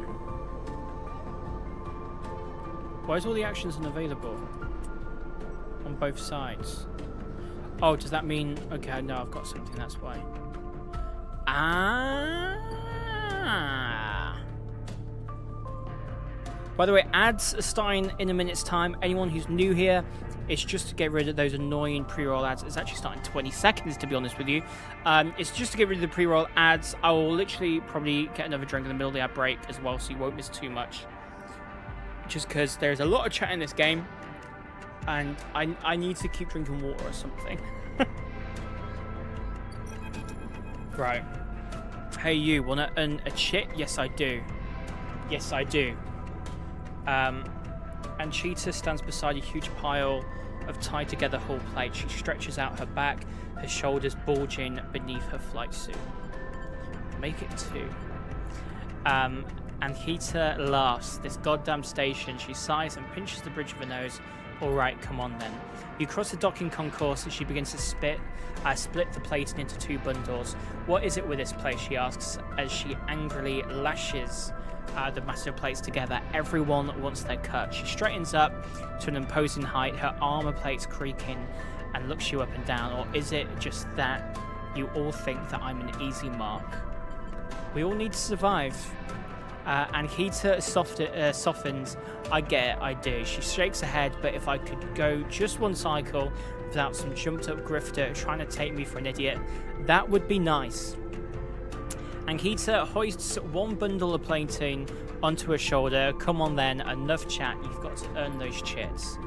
You struggle to shoulder the plates, but you do eventually. Ankita gives you a look, ships this way, and she sets off down the gantry at an impressive speed. As you catch up to her, she turns down a passage, pushing through the small crowd of stevedores. Why are you doing this to yourself? You mean why aren't I hiring those good folk? She nods back at the stevedores doors. I've paid Havenage enough. They are currently rinsing me for a mooring I can't vacate unless I either fix the Ambergris or sell it off as scrap. Ambergris, is that your ship? You catch on fast. She gives you another of her looks. She rapidly turns another corner as you trail behind. She got cut pretty bad on our last job and I had to moor up here for a spell. But since then, it's only gotten worse. Someone got in and sliced the core from our ship mind. So now she's gone dark. She shifts the panels on her shoulder.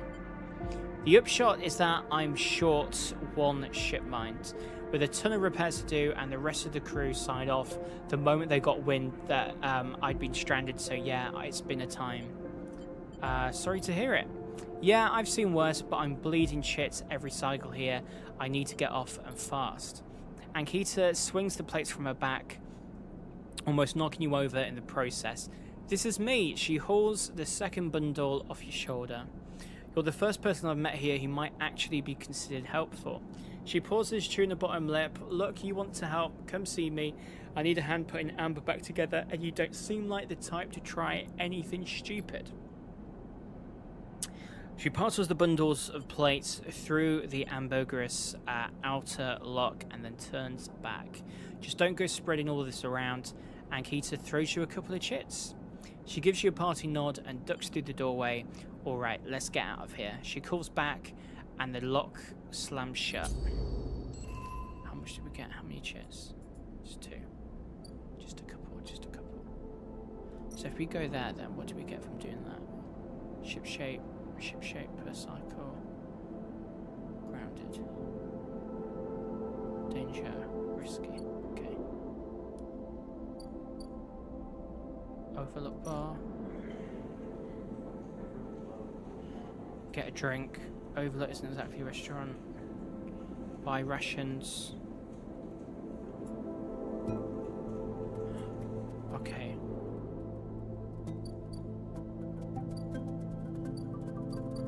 Sealed dock. Unlock maglock. These old maglocks look like they need an encrypted key to open. Okay. By the way, ads should be over now. Thank you so much for stuck around throughout the ad break. I really do appreciate it. It helps me an awful lot.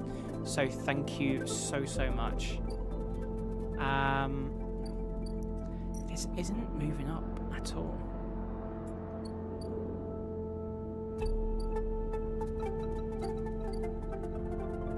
Wait another day on that. Let's get some data. Fuck, it's 1 we needed, not 2. Bollocks.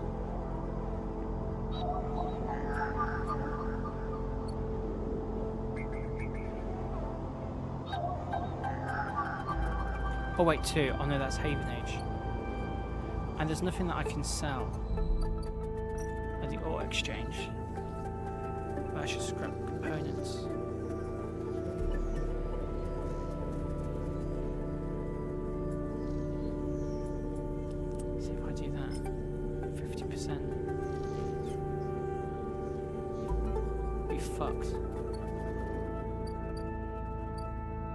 I'm not even going to buy any food, I don't think.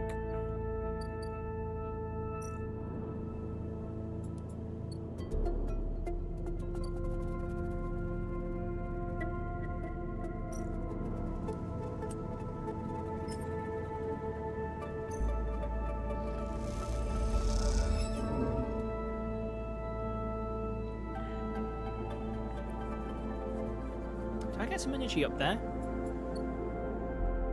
Might have done. I hope this tablet ain't expensive. Probably isn't it? End the cycle.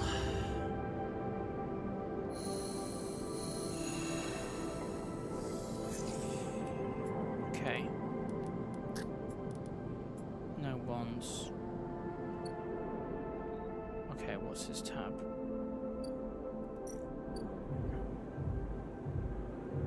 Even says you have 2 cycles to pay. 58?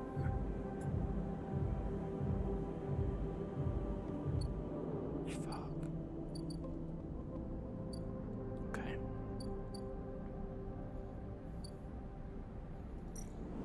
Right. Let's do these first. Get the cryo.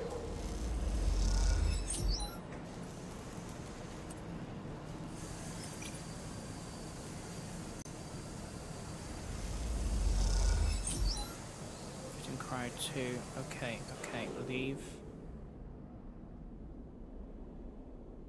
131. Oh, we can talk to Sabine now. What did you have for us? 4 cycles have been said, and here you are right on time with no sign of them. You wait a while in the apartment, the dread descending as the cycle spins onward. They should be here. Check the terminal. You check and double the terminal for messages and recordings. Nothing, just the pale glow, the silence. Let's check the door. You pace back and forth around the apartment, rumbling at the station suddenly so present and loud. You go to the door and open it to an empty corridor. You close it again. You try to settle down to wait. You sit on the bunk and stare out at the tiny room. Where the hell are they? Knock at the door. Open it. Who the fuck is this? Oh shit, a Yataghan lieutenant? A figure stands in the door immediately. You know it's not Sabine, and they are taller, sharper, and something in their face glints the half-light. Dark shape like a stubby baton hangs loosely from her hand. Our local sleeper, good to finally meet you. She steps into the apartment, glancing around with sharp eyes. What, may I ask, are you doing here? She fixes you with a steady, unwavering stare. Waiting for a friend. Of course, a mutual friend of ours, the good doctor. She walks past you into the apartment, glancing around. We set them up here, you know. This place is one of ours. She picks up a glass from the dispenser and inspects it. People always seem to forget who put them where they are. She glances at you, and I suppose you are here to help. Something like that. Good, good. She puts the glass down and turns to face you. I love to meet helpers. We need so many, but can find so few with the right skills. She spins the baton and her fingers by her side, and her eyes not leaving yours. We have a problem, you and I. It seems our friend has disappeared. Left without even saying goodbye, which means they are in a little trouble now. But it's the kind of trouble that you need help for. So I thought I'd come down here and take a look at the hidey hole, and here you are, the help. She looks through the detritus on the side. And what a help, a sleeper no less, which I have to admit is a little surprising. It suggests to me that our friend hasn't been very honest with you either. What do you mean? Well, I'm sorry to report that before we got them set up here, Sabine was working for your owners. She pauses. Essen Arp. You blink hard at the news, unsure how to take it. Rabbi looks away, waiting for a response. Prove it. Happily, she crosses into the next room and you follow silently. She sits at the terminal and touches her baton to one of the access ports. A spark, then the terminal screen skips, encrypted folders emptying themselves before your eyes. In the flicker of files you see Essen ARP letterheads and code forms, reports laden with medical data marked with a corporate logo like the sigil of some cult. Rabia steps away from the terminal. Look all you want, some of your files may even be there. The volume of document is overwhelming, but they seem mostly reports on early emulation tests, surveys with sleeper candidates, reams and reams of usage data. If Sabine was an SNARP employee, why did they help you? I'm interested. I didn't think she was. Rabia reaches over and places a wireless stabilizer on the deck, breaking your concentration. It shimmers in the screen light. It's vicious, clear liquid crystalline within the glass. We will, of course, keep up the supply. We are more than able to dispense important medicines, even without the doctor. You hold it between your fingers, and for a tiny moment, you have the urge to crush this object for the power it has over you. I'll ask Toshiro to make those a little cheaper for you. He'll be running the surgery now. I'm fucking glad I came here first. The surgery now. Rabia closes up the briefcase lab, and holds it at her side. We have to retrieve our assets, of course. I'm sure you understand. Rabia turns on the way out. There is no reason for us to be enemies, Sleeper. Come see me. I keep an office nearby. We have good work to do. You and I. Meet me there in a few cycles. She slips out silently into the corridor. You look around the apartment and feel the fear drain out of your body and reveal the tiredness beneath. And we've got an upgrade point. Can we do that now yet? Can we not? Can we upgrade that? Yeah.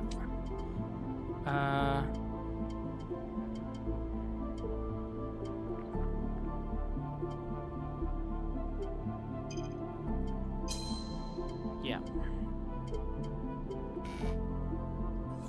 There we go. So how much is that now? 80. That ain't bad.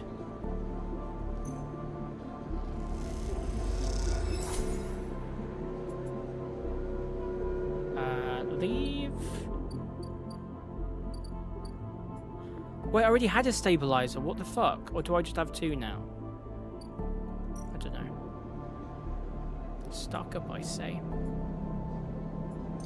15.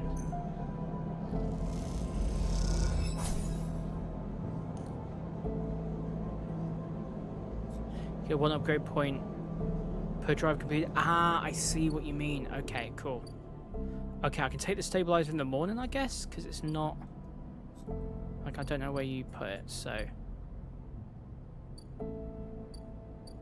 Asleep.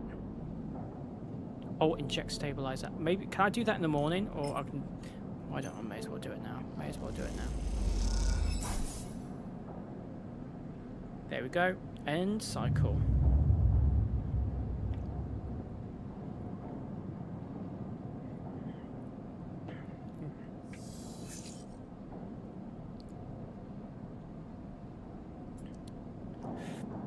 Okay. Okay, this is good. How are we doing here? Let's put our strongest one there so we know we're going to get 100% positive. 2 Cyril Horizon.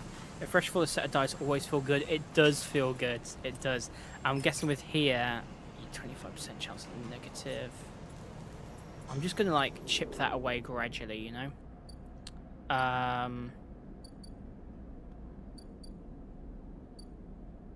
Solheim Dock Bay. Because I've got the 1. Let me go into data. I'll sell the Yatagan data. Also use this 3 as well.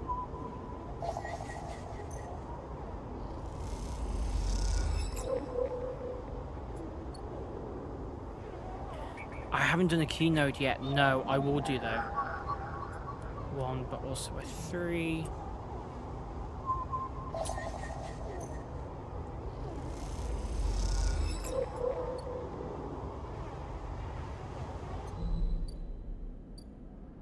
Where was it? Where was it? It was here, wasn't it?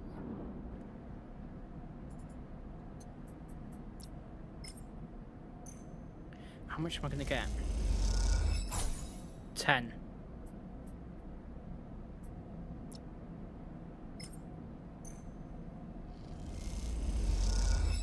Not worth it.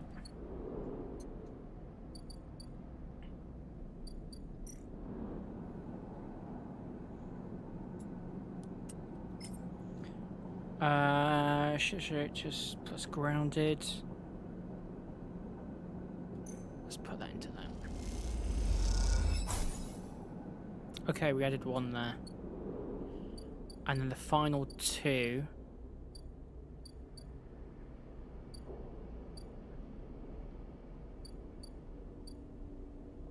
Oh, wait. Okay, wait another day for that.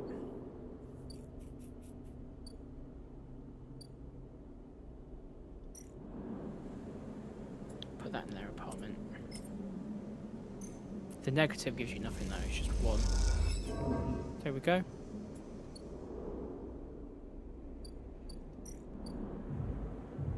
$58 Cairo.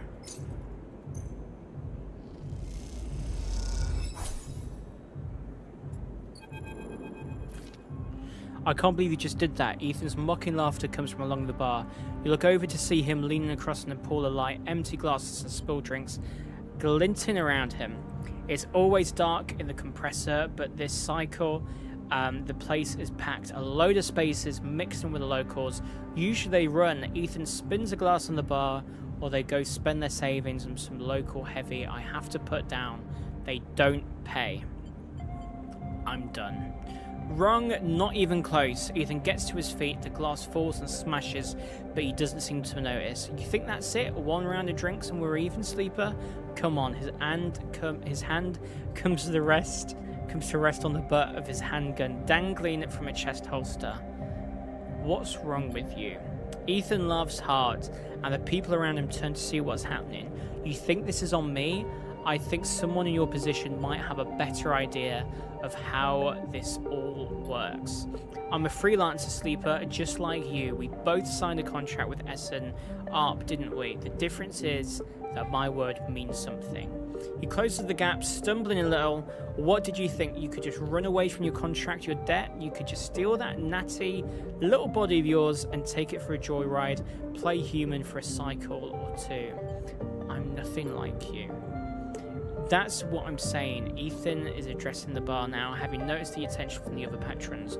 You are a coward and I am a professional. Though I should thank you, Ethan nods, his head heavy, for giving me such an easy job. I'm used to outlaws, you know, real bounties. If I knew catching sad little escapees like you was so easy, I would have changed clients ages ago. Someone shouts from the back of the bar for Ethan to shut up. He holds up a finger in that general direction without turning around. Shoot me or let me leave.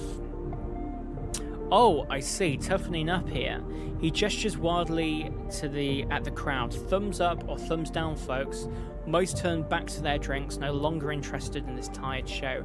Ethan mutters insults as he walks back towards the bar. Ethan sits heavily back down on his stool and searches through his glasses for one with something left in it. The thing is, sleeper, I can find you anywhere. It's actually wild that you haven't figured it out. That body isn't yours, and it will always betray you no matter what. He finds a glass and downs the contents. So please go, I'll catch up with you whenever I need another. He laughs and taps the bar for a fresh drink. Look at yourself, I say. Give it up, sleeper, I'm done teaching you for today. He settles his head on the bar and closes his eyes. I'm sick of you, go find a job.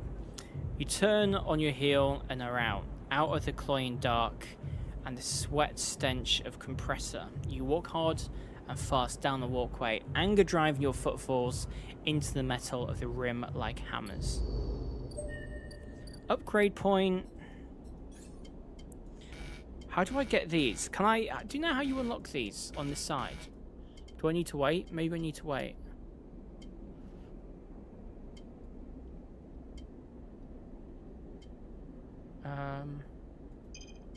I'll upgrade the energy skill. I want to upgrade the energy.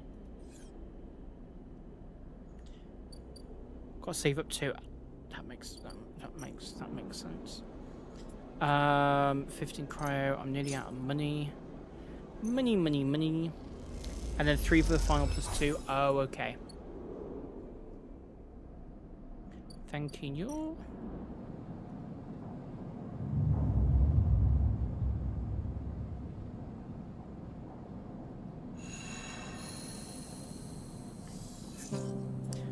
Oh, we've got good. What's that? Scrap components. I can sell scrap, can't I?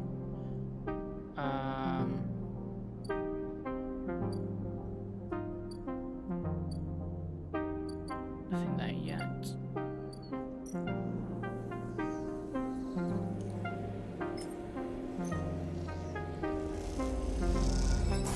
$12. Good. Harden. It's been more than a few cycles since Feng confronted Harden, and the silence since has been noticeable. In your time with Feng, you haven't exactly found him to be reliable, but you did expect to hear the end of whatever plan he put into action. I love this music, it's so good. I'm really enjoying the music, actually. But if he won't come to you, you think, as you approach the Haven Age building, then it's time to come to him. After all, he did promise to fix your tracker, and you are getting nervous. As you approach the bay doors, you see them wide open, and light pouring out of the once dark room. Stacks of servers and terminals set outside the bay suddenly robbed of their mystery by the bright flood lamps. A figure in Haven Age security fatigues steps out of the bay as you get closer, carrying a stack of hardware. Approach. As you get closer, you see the security officer taping up machines from Feng's stash with what looks like hazard tape. This isn't good. Don't tell me that Feng's dead. You again. Harden is there, leaning beside the bay entrance so calmly that you barely noticed him. He has a slate in his hand, an inventory of seizures scrawled across it. Predictable, further evidence of Feng's collusions. You see another security officer come out of the bay and take notice of you. Where is he? Feigning ignorance, or perhaps just abandoned? Harden shakes his head. I believe you should choose your conspirators more wisely. I almost feel sorry for you. Harden pushes away from the wall and comes closer. Don't worry, Sleeper. We have all the evidence we need. A confession won't be necessary. He gestures around at the stacks of hardware, spying on fellow Haven Age members, hoarding Solheim materials, and obsession with corporate data. It speaks for itself, does it not? That was his job. And what would you know about Job, Sleeper? He looks up at the glass roof above and the stars beyond. We are the ones that provide the oxygen you were breathing, the light you were seeing, the systems you use every day to live out your cycles. This place was hard fought for, Sleeper. It took work, diplomacy, and strength to stop the Eye descending into chaos after Solheim collapsed. Not blind conviction of self-interest. You're the self-interested one. More accusations. What have you achieved, Sleeper? Your entire existence is proof of your self-interest, signing yourself over to be emulated rather than work yourself. Whether you remember it or not, you suffer from the same short-sighted perspective as the person you were copied from. You see, Sleeper, we are proud of our history here. Adria, Erlin, and the first union founded this place, and Haven Age has welded his values into the station's very walls. We will never turn away the hard-working, the just, the true citizens of the Eye. Haven Age aren't a gang like Yatagan. We aren't pirates like half the spaces you'll meet in the hub, or esoterics like those hyper radicals in the Greenway. We are the backbone of this place, proud and true. We named Erlin's Eye, Sleeper. This is our station. He meets your eyes, so please take your false accusations elsewhere before I decide that I need a confession after all. History will catch up with you. I'm not afraid of history, Sleeper. We are making it here, cycle by cycle, he smiles. If you have any pride, you will give up Feng the moment he contacts you. You know where to find me. With that, Harden turns his back and walks back towards the security officers, ordering them to continue the clear out. As they do, something catches your eye. Among the server stacks, a crumpled hand-printed box of synthetic chewing gum, a penguin character grinning from the brightly coloured card, and scrawled onto it, a speech bubbling, reading, "Take me to Tambor." Take it. You carefully pocket the box, making sure no one is watching, and then turn away, just as another stack of servers is wheeled out of the bay. What have you done, Feng? And where the hell is Tambor? Can we speak to That agent, I wonder.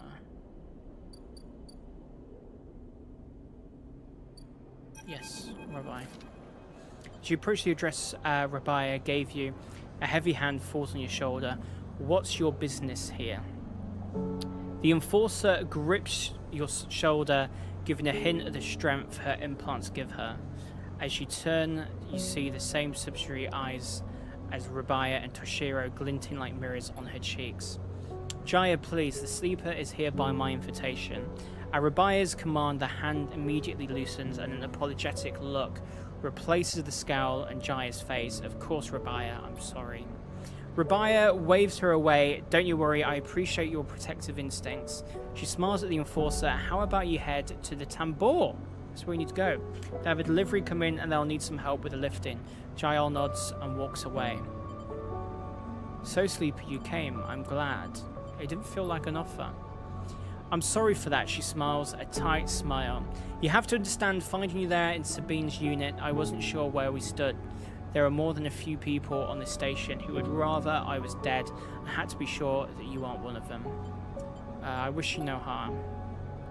I am glad. Rabia begins walking and gestures you to walk with her. She takes you down the staircase into the bustling walkways of the low end. What do you know about Yatagan? You're a gang. A gang, yes, that is what people call us, but what meaning does that word have in this place?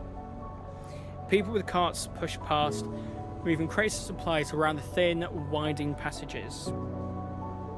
Our reputation is one that implies threat.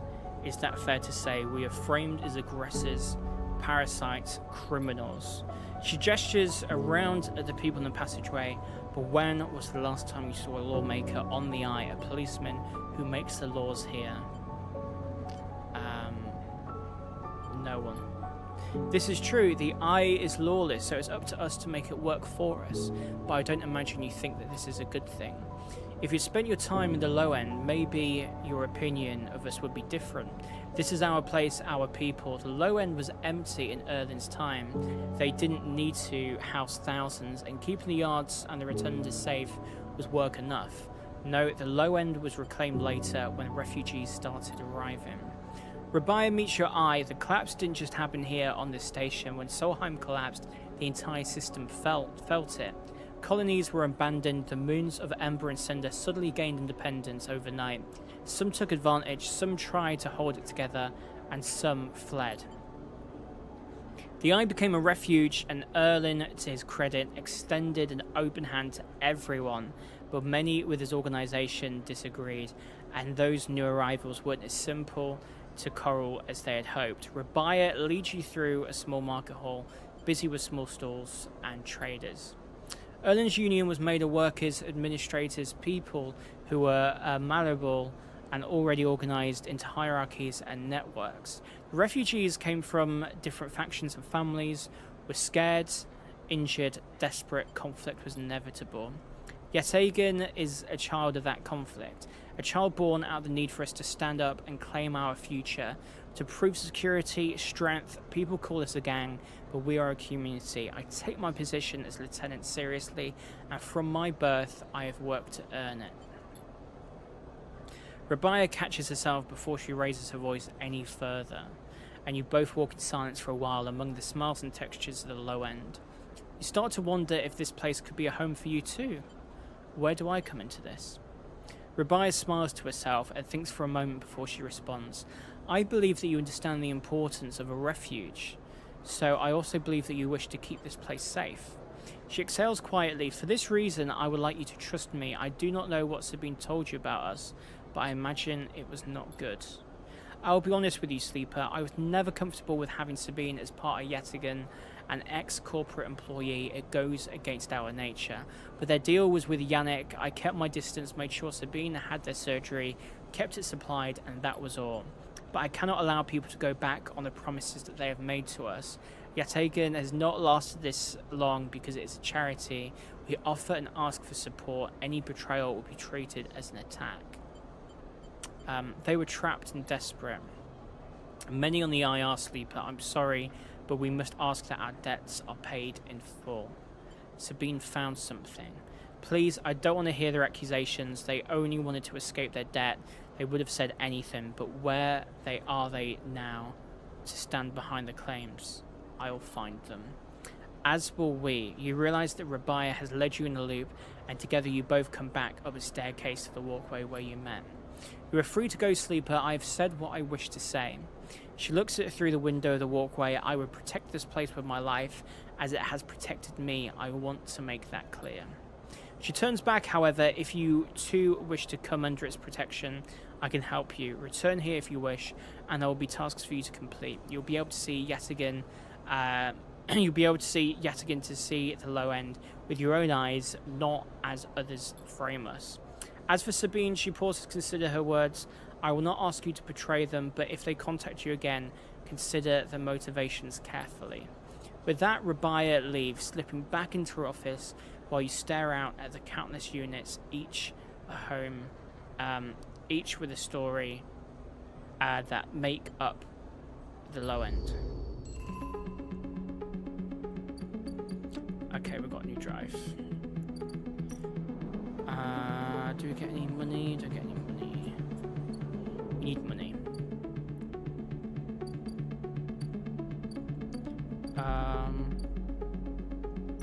I know we needed a certain coin thing for that. Anything to do at the bar? Oh yeah, buy rations. Get some food, become a regular there.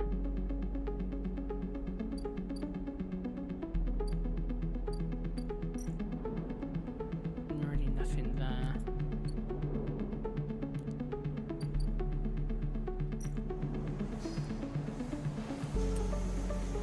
Let's go with this here. 15 Cairo and 2 Sidewall Horizon. Put another 2. Another 15 and another 2. About this. Is this good enough? Yeah. Another 15 and another 2. 70 quid.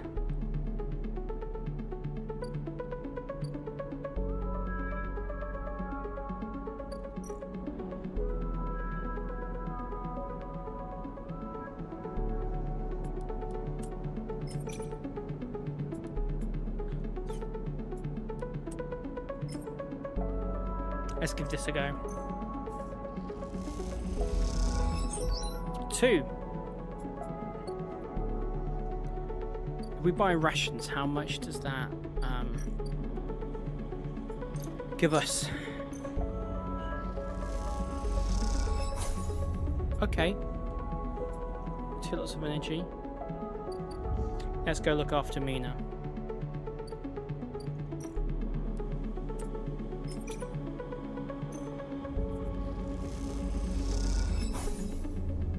Nice.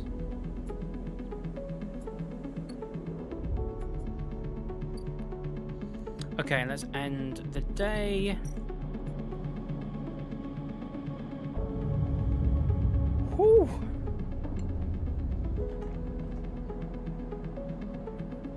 Right, if you give me 1 second, I am just going to get a drink very, very quickly. Just because there's so much talk in this game and it's just making my throat just a little bit dry. I'll literally be back in just a second. Oh, there we go.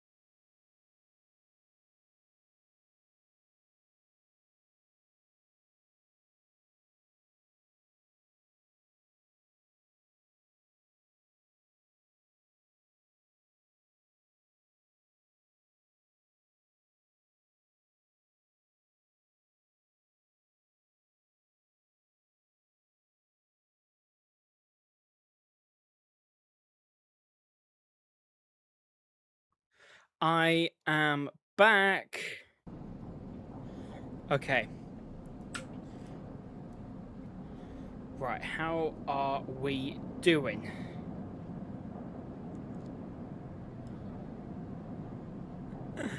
Hey, Bookfits. I'm still on my Oliver Tree kick, by the way. Okay, right, leave. What time? We'll probably go for about 3 hours tonight. I might do a bonus stream tomorrow, actually. I might do some Subnautica 2 tomorrow.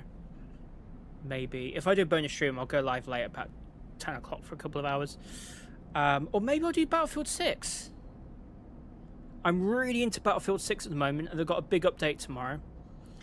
I'm playing the new Muse album on repeat. I need to listen to it. Is it good? Is it really... I mean, I guess it's good if you play it on repeat.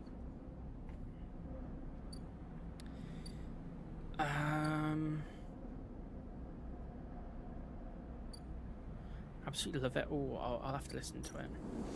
I need to start listening to My Chemical Romance again because I'm seeing them in 2 weeks' time. No, in like a week. Nearly 2 weeks.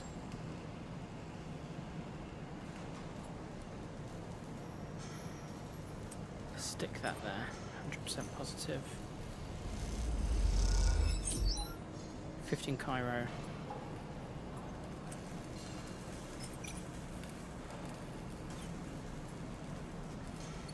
I feel like I want to put that into something else. Every track sounds so different but has so many themes running through it. Ooh.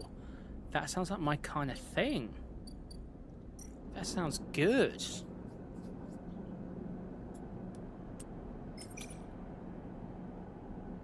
Go on. Oh, fuck. Only one? Bollocks. Right, what little bits can I chip away at?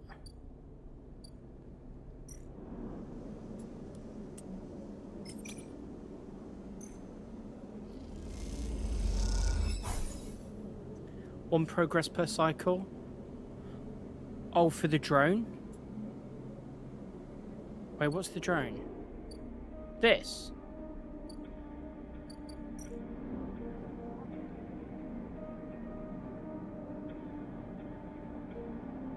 Oh yes, I can't do it again if I wanted to.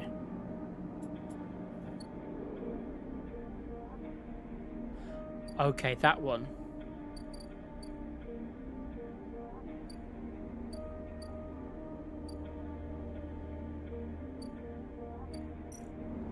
Do it again. Can I do it again?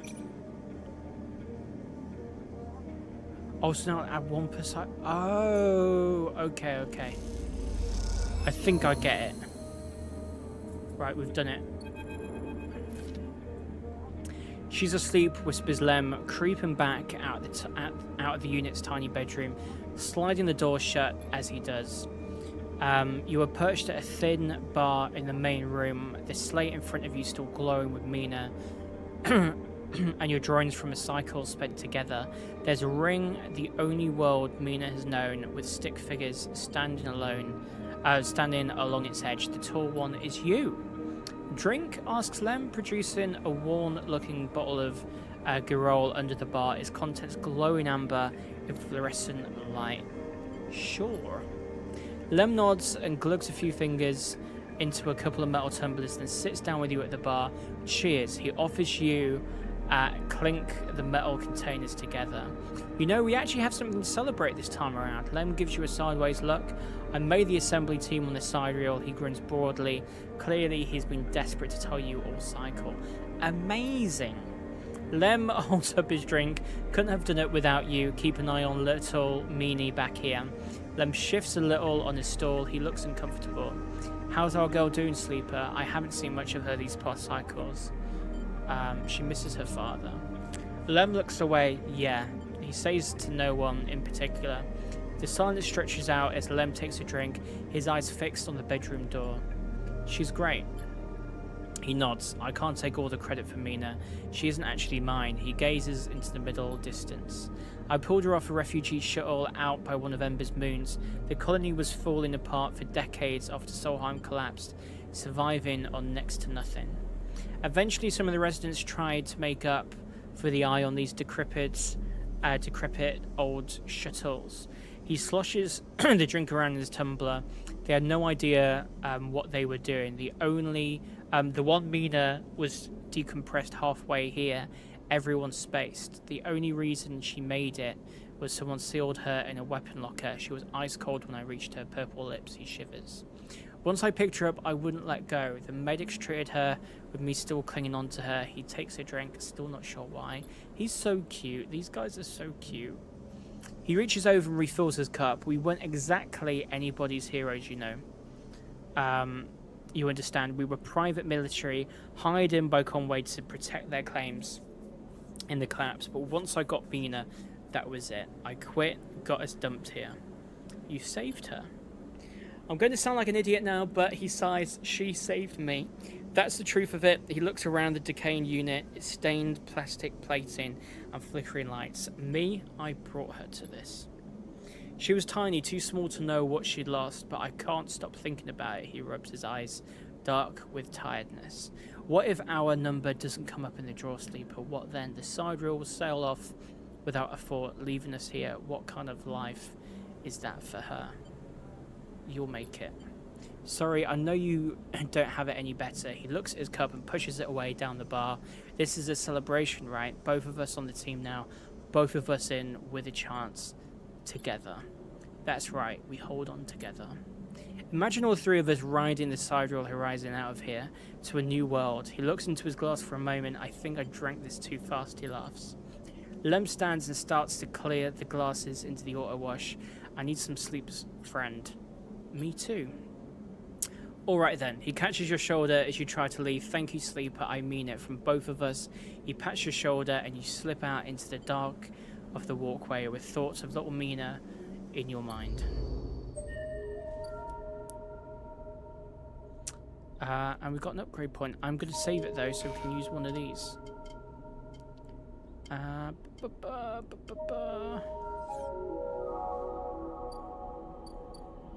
Right, let me see what I can do. Anything low end. Risky, risky. Anything here yet? Risky, risky. Oh wait, does that tell me? Oh yeah, -1 energy or +3 addition. Risky, danger. You know what? I'm going to try a node.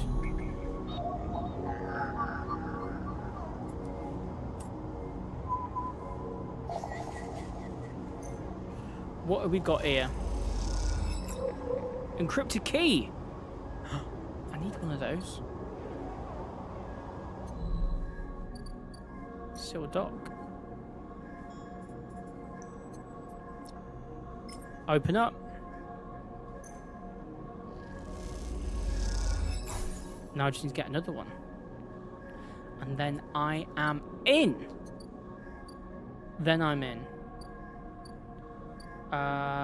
Let's go home and end the cycle. Shit, I didn't get any food. Fuck. Okay, how are we doing?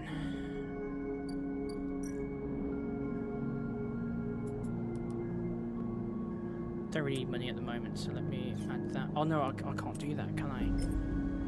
Add that there, though.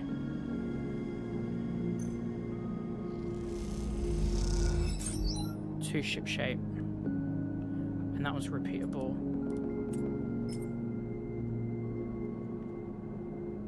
Let's see if I can add another 2 to it. 1.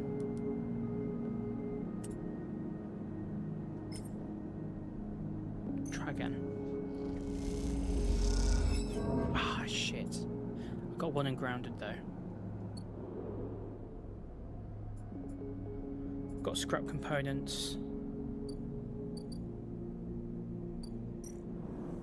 Sell them. I was full on energy anyway. We're getting that progress. You were right. This is really addictive, Pugford. I'm glad I kept playing. It's definitely clicked.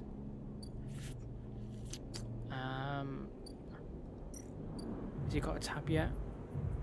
No. After one more day. Okay, and then we are gonna do a keynote. 2.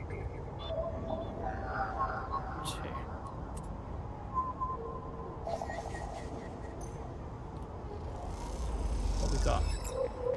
Encrypted key. Thanking you very much.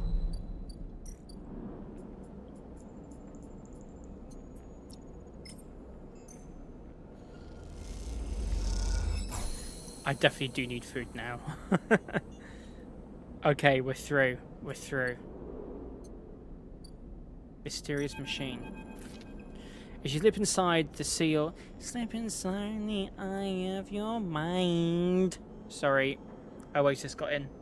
The sealed dock, a pulsing light grabs your attention. Among the discarded tubing and rusted plates, a machine flickers with a warm glow.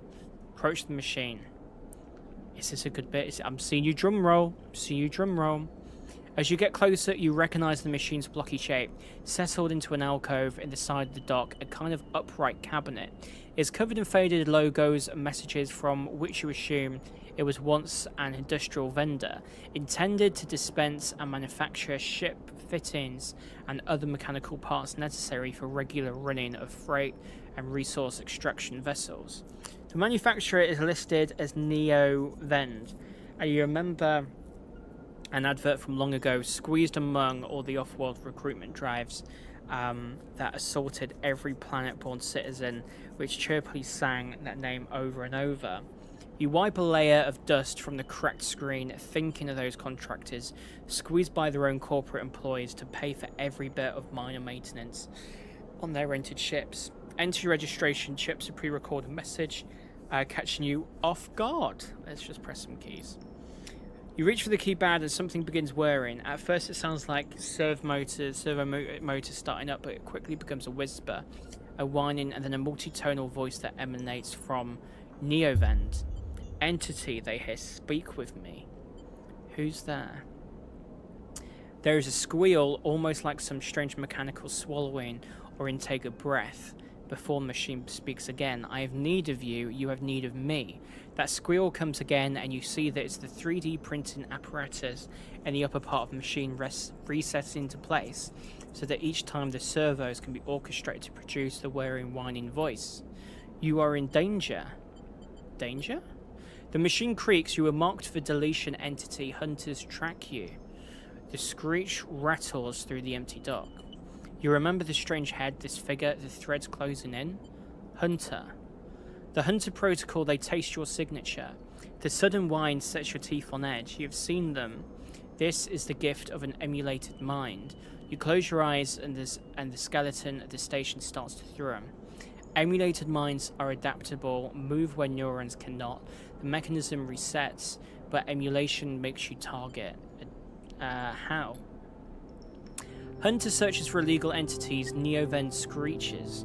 You are sentient, therefore illegal. The servos judder the vending machine's casing as they reset. Hunter searches for me also.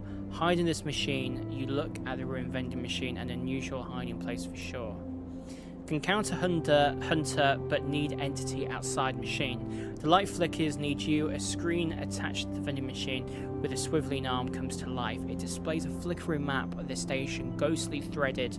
The cloud points along the rim glow in a deep red. Hunter is always gathering too much data, must build nests, explains Neovend. Masters are gone but continues hunt. Bring this data, raid its nests. Why can't you? Hunter will find me, then killer will come. The machine trembles with effort. I cannot leave machine. Connections must remain closed. Bring offerings, save self, Neovend says pointedly. Mutual need means friends.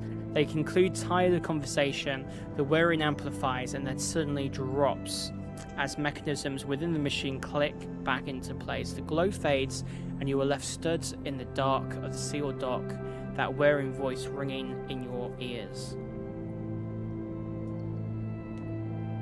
Okay.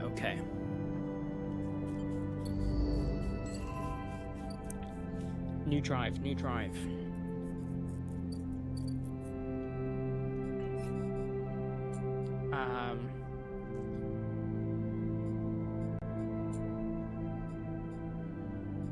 What's that? Let me. The event is so cool. They seem cool. They seem cool. Okay, let's carry on through. Oh wait, no, we don't have anything left. We just need to eat. We'll do a couple more cycles before we finish up. But let's eat first.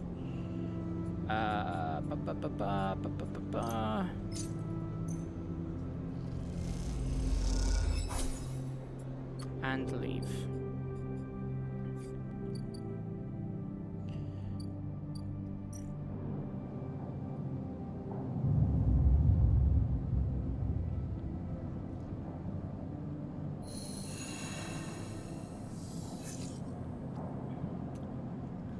Okay.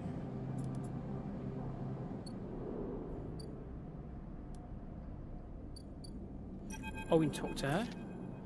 Ankita is crouched in the computing core of the Ambergris, swearing to herself when you enter. She doesn't look up. These shits completely ruin the core's connectors when they cut it. She holds up a thick fistful of ragged wires. The ship mind they ripped won't even be usable without replacing these. She throws a bundle of wires across the room. Amateurs. Who took it? She stands. If I knew, do you think I'd be wading around in here rather than out there with my boot on their neck? She sighs. Yet again, some spacer crew. No way to know, but they got it. But they got in with one of my crew's access chips, so they either killed him, robbed him, or he was in on it. No good options. And Hita climbs out of the cooling well where the ship mine should be. The space suddenly crowded with her on the same level as you, towering over you as she stoops beneath the low curved ceiling. Come on, nothing to do here now. So leads you back through the guts of Amber, though you could find the way back yourself. The repair process left you familiar with the cutter's idiosyncratic layout, all diagonal with angles and bundled tubes. What do we do now? Ankita seems lost in thought, and you focus on the corridors, ducking below conduits and passing through bulkheads. Eventually you arrive in the gallery, though it's hard to tell. Most of the benches and prep surfaces are covered in half-stripped components and welded hull patches. Ankita shoves a box of filters to the floor and sits. There's no way around it. She starts out of nowhere. We need a new shipment. Shipmind. Why do I say shipment? I can salvage one. I like your confident, Sleeper. Maybe if we check the auto exchange or speak to some scrap dealers. She rubs her forehead. It seems I'm about to do something very stupid, but hey, I came here, didn't I? Why not make a run of it? She fixes you with a hard stare. Sleeper, you're all I've got. No crew, no friends, you're it. She looks uncomfortable. I appreciate the time you put in, Amber, and I'm sure she would too if she could. What I'm saying is, if you screw me on this, I will kill you. She leans over and hands you a stack of chits. A big stack of chits. You don't dare to count them. Get me that ship mine, Sleeper. Don't make me regret this. You won't. She sighs. Look, just get out of here before I change my mind. You slip out of the galley and head back towards the main lock. As you do, Amber growls and creaks like a caged animal. You reach a hand out to calm her. Time to find Ankita a ship mine somehow. I think I've got one, don't I? I've got a fragment. Did I get anything here? I need to get 3 fragments, so I'm gonna shove. Oh wait, I can haggle over prices. Safe. Go on then. Shove that one in. Now 60. Wait. Fuck, I didn't get one. Bollocks. Well, can I give her that fragment? How do I get a core? Shit, I fucked it.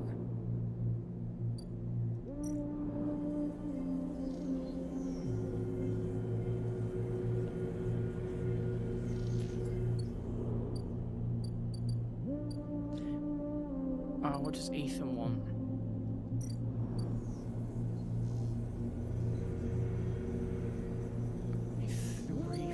fragment. The compressor is quiet today. The usual crowds are elsewhere, and pumping music washes over a handful of spaces and a few drunks. Ethan is still in the same stall in the same pool of light. His head is low close to the bar, and the bartender is ignoring him. Approach him. As you get close, he lifts his head and turns. Sleeper, he turns to look at you. Time to pay up again, is it? He gestures to the bartender. Come here and take the chits. No more, Ethan. Ethan doesn't even look at you. He props his elbows on the bar and holds his head. Sleeper, it's been a long cycle. I don't care. Ethan lets out a long sigh. He rapidly rubs his eyes with his palms. You were right, he says quietly. This isn't fun anymore. He reaches towards his holster. His elbow slips, the gun tumbles out, and it clatters on the bar and falls to the floor, bouncing onto the ground between you. Both you and the bartender look at the gun, stare at it. Butterfingers, says Ethan, and puts out a hand, beckoning you to give him the gun back, if you would.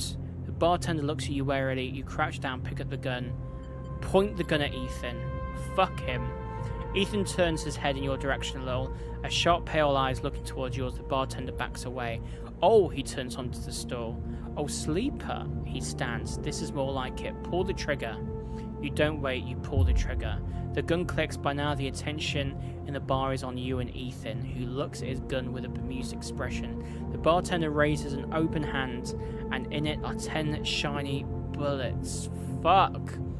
10 shiny bullets he took out of Ethan's gun while he was asleep on the bar.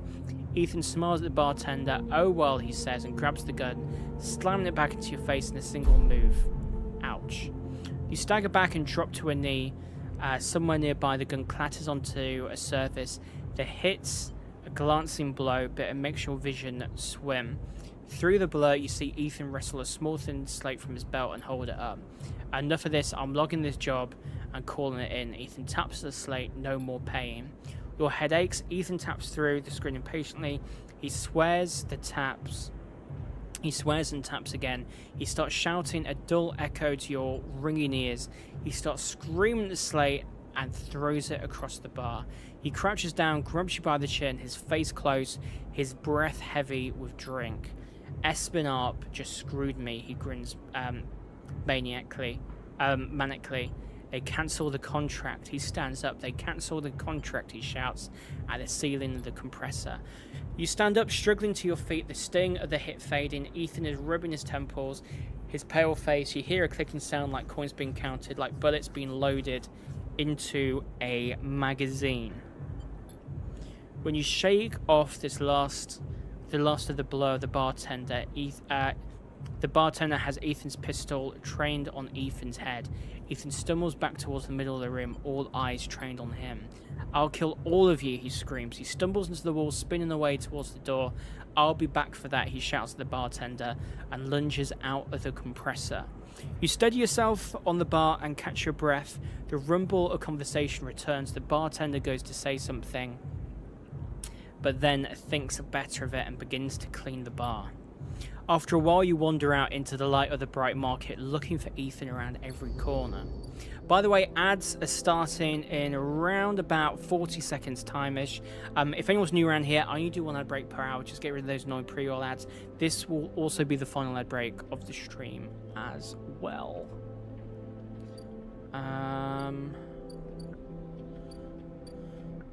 Okay. So, I can't... I'm a bit fucked with that one. I need to... find 3 pieces of fabrication thingy. Okay. May as well add to this whilst I can.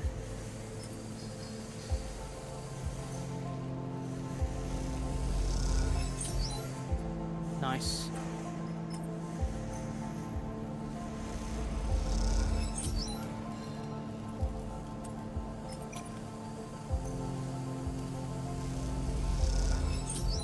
Ooh, just one more left.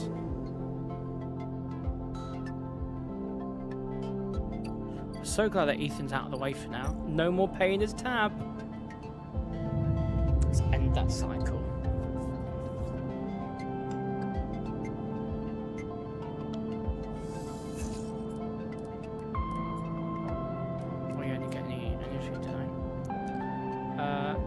leave.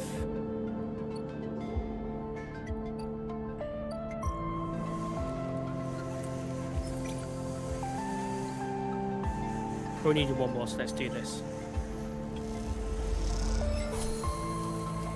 Done. Your crew slowly filters out of the shipyard locker room, the bubbling chatter reducing with each group that leaves. There is excitement in the air. Haven Age just made an announcement. The assembly teams are done.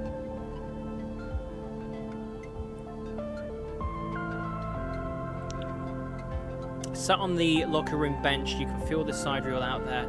Its hulking mass now intimately familiar to you. Over the past cycles, you have watched it grow, be assembled, you have walked through its veins and welded its bones. Now it is ready for the final stage. It will go to testing and then enter a final process of sealing and resealing, checking and rechecking before it's deemed suitable for its generational trip. But for now, your work is done and you can't help but feel proud. A cough interrupts your thoughts. It's Lem, changing out the work gear. Mina, nowhere to be seen. He smiles. She'll be ready soon. Where's Mina? You two are fast friends, huh? She's being watched at home now that I'm on the work team and I can afford a little bit more help. He corrects himself. Was on the work team. I mean, we're all out of a job now, he quickly adds. Not that I'm complaining. Lem comes to sit beside you on the bench. She's got to be in her best shape when she carries you, Mina and me, out of here. So confident. Lem smiles apologetically. Why not? I figure I'm due a lucky turn by now. He rubs his hands nervously. No use in wondering what if, until the draw anyway, and there's a few cycles till then. Lem is right, but the odds seem unlikely anyway. How many are working in the shipyard? Hundreds? 1,000? You've certainly seen more faces than you can count pass through. And are the Salis Foundation even going to keep their promise? Out here on the Eye, you get the sense that no one will hold them to it. Why else would they be building the sidereal in a surrogate system as you think Lem watches you with a worried look? Tell me about Salis. The Foundation, he thinks. I'm not sure. I know much more than you. I hear that they have a planet in mind for the sidereal, something temperate and habitable. I think they are run by some rich folk from the core, people interested in doing things different. Different how? Lem looks into space. Well, I guess they don't like the way the core runs things. All these surrogate systems, like this one, feeding resources into their silos. It's a pyramid of sorts, and we are the bottom layer. I guess Salis wants to change that. I'd rather keep my mind on the prize, so to speak. I don't much care what they are for or against, as long as they can help us get out of here, he sighs. You ever been in a thunderstorm sleeper, a real big one? Yeah. Right then, you'll know, Lem smiles. The sound, the smell, the rain hammering down, the whole sky stretched out and bruised, roaring and huge. The place I was born, New Pembroke, a dry old rock in a Conway system, had 2 seasons. One of them was as dry as bone, dusty, ugly. The other one was long storm, a side effect of the terraforming efforts, they said. Rain used to rattle off the roofs like bullets. It washed the dust away, turned the streets to rivers. It'd sing us to sleep and wake us in the morning. We'd wait half a year just to see it again. The best day was the one where the first drops fell, he sniffs. Some days I wake up swearing I can hear it again. I was thinking, Mina has never seen a storm, never felt rain. She's grown up here. The ring, her only horizon, always in the dark. I want to change that for her. You will. Course, almost there. Lem stands stretching. Best get back to the little one anyway. With the shifts done, I reckon she'll be happy to have me home for a few cycles. He shoulders his gear. See you in a few for the draw. I'll be there. Right on, he grins. Lem leaves, making you the last person in the cavernous locker room. As you sit, you think about Rain, and a little hope creeps in. Is it possible? Could the sidereal really take you to a planet, a place with weather, skies, with life? You get up quickly before you can think about it anymore. It's too soon to help, too dangerous, and there's work to be done. Thank you, by the way, if you stuck through the ad break. I really do appreciate it. It helps me out massively, so thank you so much. Right, so because we've done that, let's see what we got here. So I've got now wait on that one. There's now a waiting thing here in the shipyard. Oh, that's a draw. A few cycles to winners of the draw announced. I have to come back then. That's the offices.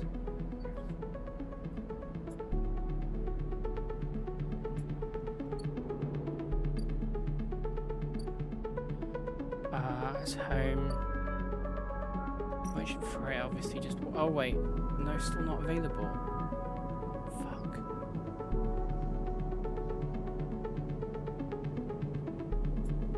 Bollocks. What about here? Buy some scrap.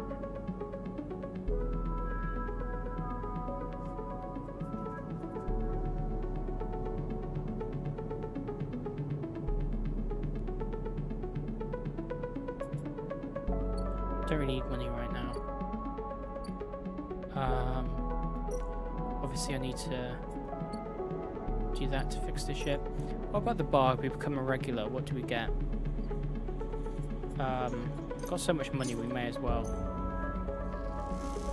get a few drinks.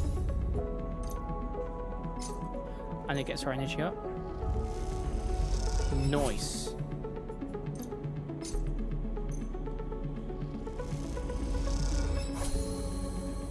Continue. You brought the limit already? Damn it. I've only got one though. The glass shatters on the steel bar beside you, and the taunts don't take long to follow. Hey Haunt, the spacer calls across the low room. What are you doing here? He laughs at his own lame joke. Playing human? Ignore him. You hunch a little further, staring at the hundreds of tiny impact points that scar the bar's surface. A hand falls on your shoulder, but as you flinch away it pats reassuringly. You freeze in place. Who we got here? Owner of the Overlook.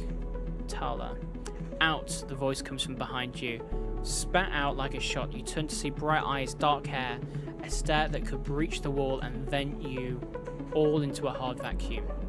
As you turn back to the spacer for a second, glass comes sailing through the air. Catch. Oh shit, that didn't work. You reach up a hand, the glass shatters across your forearm, showering you in fragments. Through the haze of glass and grill vapor, you see Tala leap the bar and close the distance to the spacer. The thud as he slams into the wall echoes around the bar like thunder. Now flanked by other figures, quick to their feet, Tala throws the spacer out through the door and stands silhouetted against the rotunda lights. You touch your arm and it feels wet.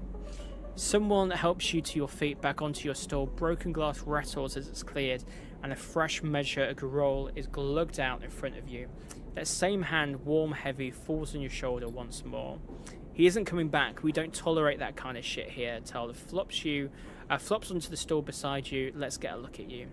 Tala wipes the powdered glass from around the wound, and someone places a bottle of alcohol in a metal tin with tweezers on the bar. She disinfects them and then turns to you. That was an ambitious catch, she smiles, pulling a silver of glass from your forearm. Stupid, but ambitious. You don't feel the pain, only the string of status messages your body delivers concerning dermal damage and exposed structures. You do feel the care, though, as Tala's bright eyes search your thick synthetic skin for splinters. Let's watch her. Tala works with the skill of someone who has had to pick glass splinters from the skin of a stranger before. She hones in on each bright shard all the time, tapping the tweezer tips in little rhythms that only she can follow. Tala smiles to herself. So you've been on the eye long? Just arrived. I thought so. I've only seen you here a couple of times. A splinter clinks into the tin. Not everyone is like that, idiot. We don't all hate you. She glances around. Some of the regulars, maybe they fear you, maybe they're just curious, I don't know, but I do know that the Overlook is a safe place. I know what it's like to be new in this place, trust me. She meets your eye. I'm not trying to convince you of anything or separate you from your chits. I just want you to know that if you need somewhere, you can always come here. I know the rations we've got aren't much, and the company is, she leans in, limited, but if you need work, I'll happily put you behind the bar, and if you need shelter, well, we can discuss that. You'll be safe. I usually have Francis on the door, but he's up in the Greenway this cycle, haggling with our supplier. Francis tends to be particular about what we serve, even if the clientele isn't. She places her tweezers in the tin with a clink. That's you, sleeper. Here, she slides the glass of Gurol to you. This will help. She stops, a hand still on the glass. Wait, does this help? I mean, can you get drunk? Let's find out. She laughs. Don't just sit here too long. I'd hate to see you become a real regular.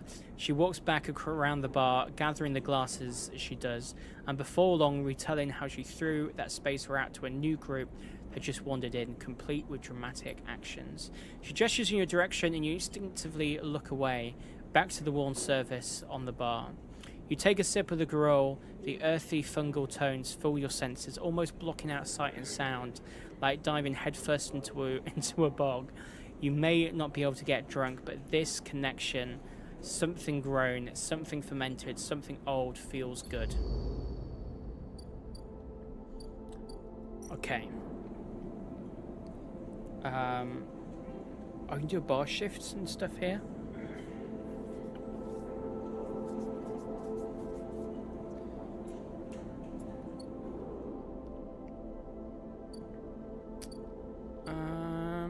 I feel like we should explore the low end.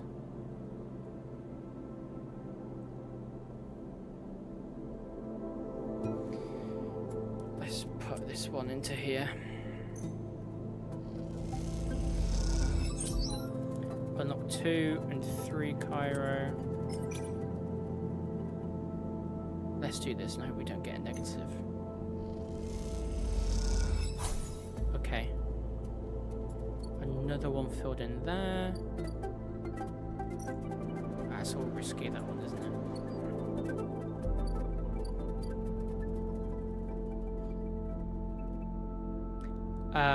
Don't forget about the clouds. Where's the cloud?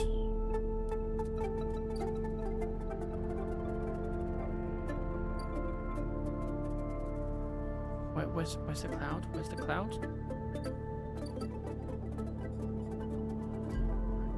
Oh, when you click the eye?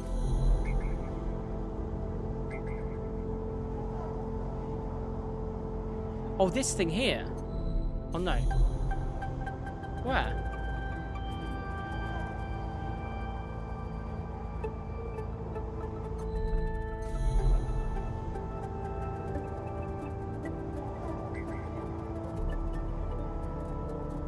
Oh, that whole thing is a cloud. Oh, okay. I see what you mean, I see. No, good idea. Let's see what we've got here.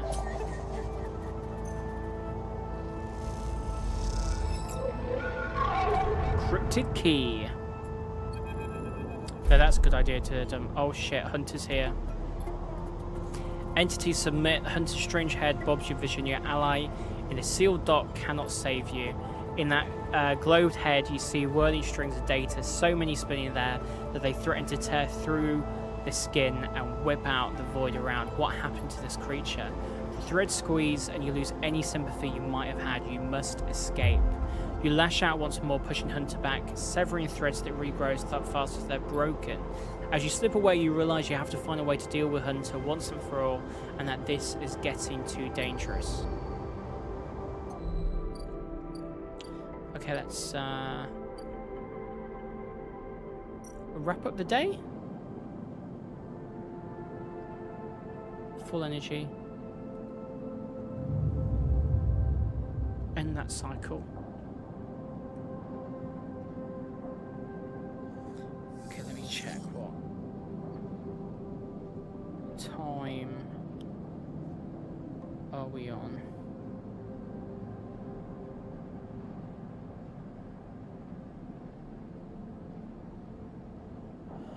Okay.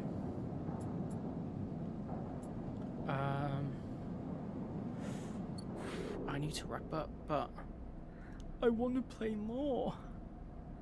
I want to play more.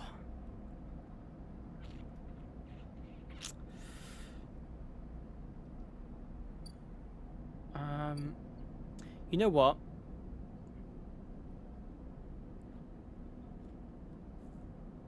Fuck it, let's keep going until we need to use our stabilizer again. Okay? Obviously this bit is all fucked here because I can't get those things. Let's do bit by bit. Anything we put in the sealed dock? Oh yeah, here. Oh wait, data. It's really addictive. Can I just put random data in, or does it have to be that set data? Oh, hunter. I need to get the hunter data. Okay, okay. I just like doing like each bit as I go along. You know what I mean? Obviously, I can't fucking do any of this. Let's work the bar. Let's work the bar. I just find it satisfying filling all of these. You know.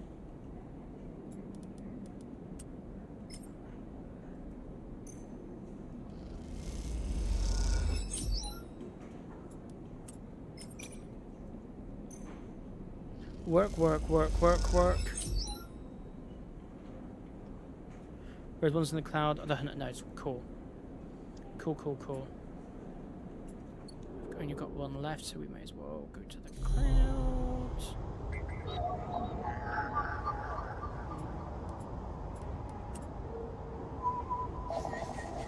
Extract that data.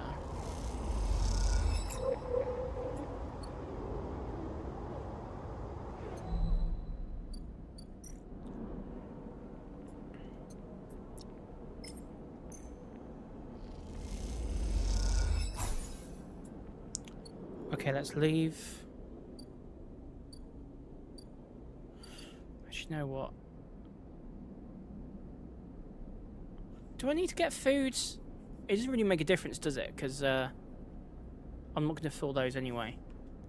So I think I'm alright, maybe. Let's go home. End cycle.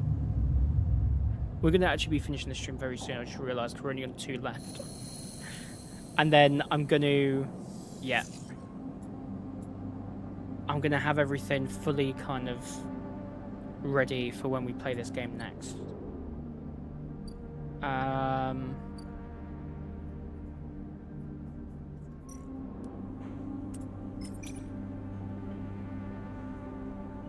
Put that in.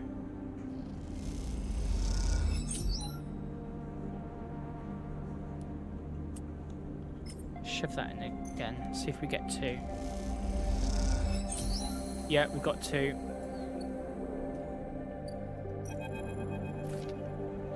Hey Healing, how you doing? Looking good, you know hair. Oh, thank you so much.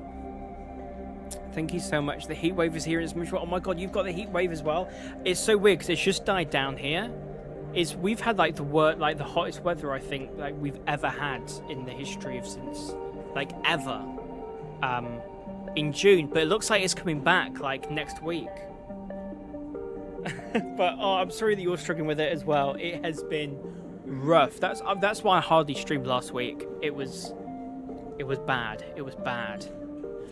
The girl slides from the bottle into the lumpy recycled glass, a pale grassy yellow under the overlook's warm lights. The spacer nods, takes the drink, bringing it up to their face in both hands like an offering bowl. This is the good stuff. The stuff Tyler says is aged in wooden casks, stored in some closed-off part of the old station among corroded wires and softly looping systems, though sometimes it's hard to tell if Tyler is joking. The heat waves were disgusting. They really, really were. I have to make that decision as well this week. Oh, it's difficult, isn't it? Yeah, I've really, really struggled with sleeping. It's been difficult. It's been rough. Either way, you like pouring this stuff. It gets on your fingers, and if you rub them together, you can smell the mossy drink cut through with aniseed, mushrooms, wood as the alcohol evaporates. You like those who order it too. The aged roll is kept beneath the bar, open to order only by those who know it's there, like the quiet spacer sitting in the bar right now. Watch the spacer. They're far enough away that you can freely watch them as they close the bottle and tuck it beneath the bar. You call them a spacer because they bear the hallmarks: pale, vac-suited, bird-boned, and hunched beneath the weight of the station's spin gravity. But the closer you look, the less you see a type. Pale eyes, almost grey but kind, delicate. Fingers that lightly drum the bar as if it was an instrument. A shock of black hair almost covering a forehead scar. Scars are something you have learned to value. They are what marks out your body from the hundreds, maybe thousands, who knows, of similar models that rolled up. SNOP's Biolabs, you find yourself rubbing one on your forearm, a rough little split, something that on the good days you might think of as a mark of defiance. Suddenly you hear a heavy clunking at the door. It creaks open and a huge cylindrical metal tank tumbles through, slamming into the floor. Shit, Tala breezes from in from behind it, a whirl of hair and bright eyes. Shit, shit, shit. Tala? Sleeper. She ducks behind the bar and comes over. Can you help me with this? You look at the huge metal tank suspiciously. How do you get that up here? Tala puts a hand on her hip. Are you gonna help me or what? You come around the bar and get one side of the tank. Okay, says Tala. On my count, 1, 2, 3. You both heave the tank up to standing somehow. You hold it in place, struggling to keep it steady. Where's this going? In the back comes a voice from behind the tank. Somehow you manage to lug the huge thing into the back room where you place it in one corner, dwarfing the rest of the contents in the cramped space. As you do, you hear a crunch. You stand back and look at the expired rations oozing out from under the tank. Oh shit, Tala looks at you apologetically. I know you like those. That's okay. You push the crushed rations to one side. That's the end of that. Tala looks exhausted and rubs her shoulders. Francis, I swear to... Something up? Yes, she sighs. He was supposed to be back from Etanine's up in Greenway by now, back with our Garol. She leans against the tank. It seems like he's got lost again or joined the hyper commune. We need that Garol. There's 4 other bars near here, and the spacers sure as hell don't come to the overlook for ambience. She looks through the open door to check if anyone can hear her. She knocks on the hollow tank. So I'm taking matters into my own hands, she smiles. Welcome, Sleeper, to the Overlook Distillery. You look around the dank back room. Need some work. She picks at some paint flaking from the metal walls. Well, I might need some help though, she shrugs. You up for it? She knocks on the tank again. Could be fun. Happy to help. Okay, she grabs you by the shoulders. I'm excited. She turns around and looks at the tank. I reckon we chop this thing in half. One half for fermentation, and the other we turn into a still. We'll also need to gather the ingredients. She turns back and looks at you. You look more like a chopper than a gatherer. She smiles. So how about you build the still while I work on the rest? Oh wait, Sleeper, I have an idea. Tala is grinning now, and it's making you nervous. To make up for those rations, how about we put a kitchen in here too? A kitchen? I always wanted to serve food. She turns back to the tank. This is going to be great, she says to herself. You look at the dented tank and the bare room. At least she has vision. Tala nudges you out of the back room and closes the door. As you go back to the bar, you hear banging and thumping begin. The spacer finishes up their drinks and nods in your direction as they leave. You can't quite tell if it's a gesture of sympathy or good luck. So much for a quiet shift. Okay, so it looks like we've got some more work to do here. Another drive. Which is building the still here. This is so addictive. This is so addictive. Healing, have you been finding Final Fantasy, by the way? Have you been playing a lot more of it?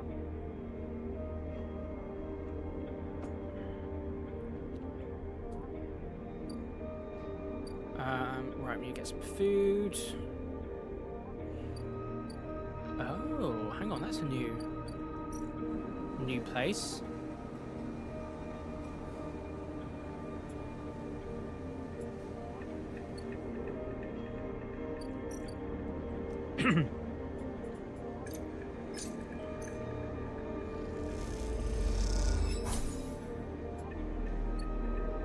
There we go. Anything? To bed we go.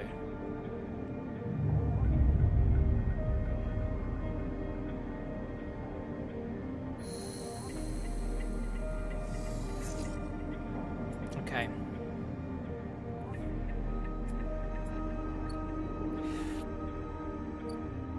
Mamina.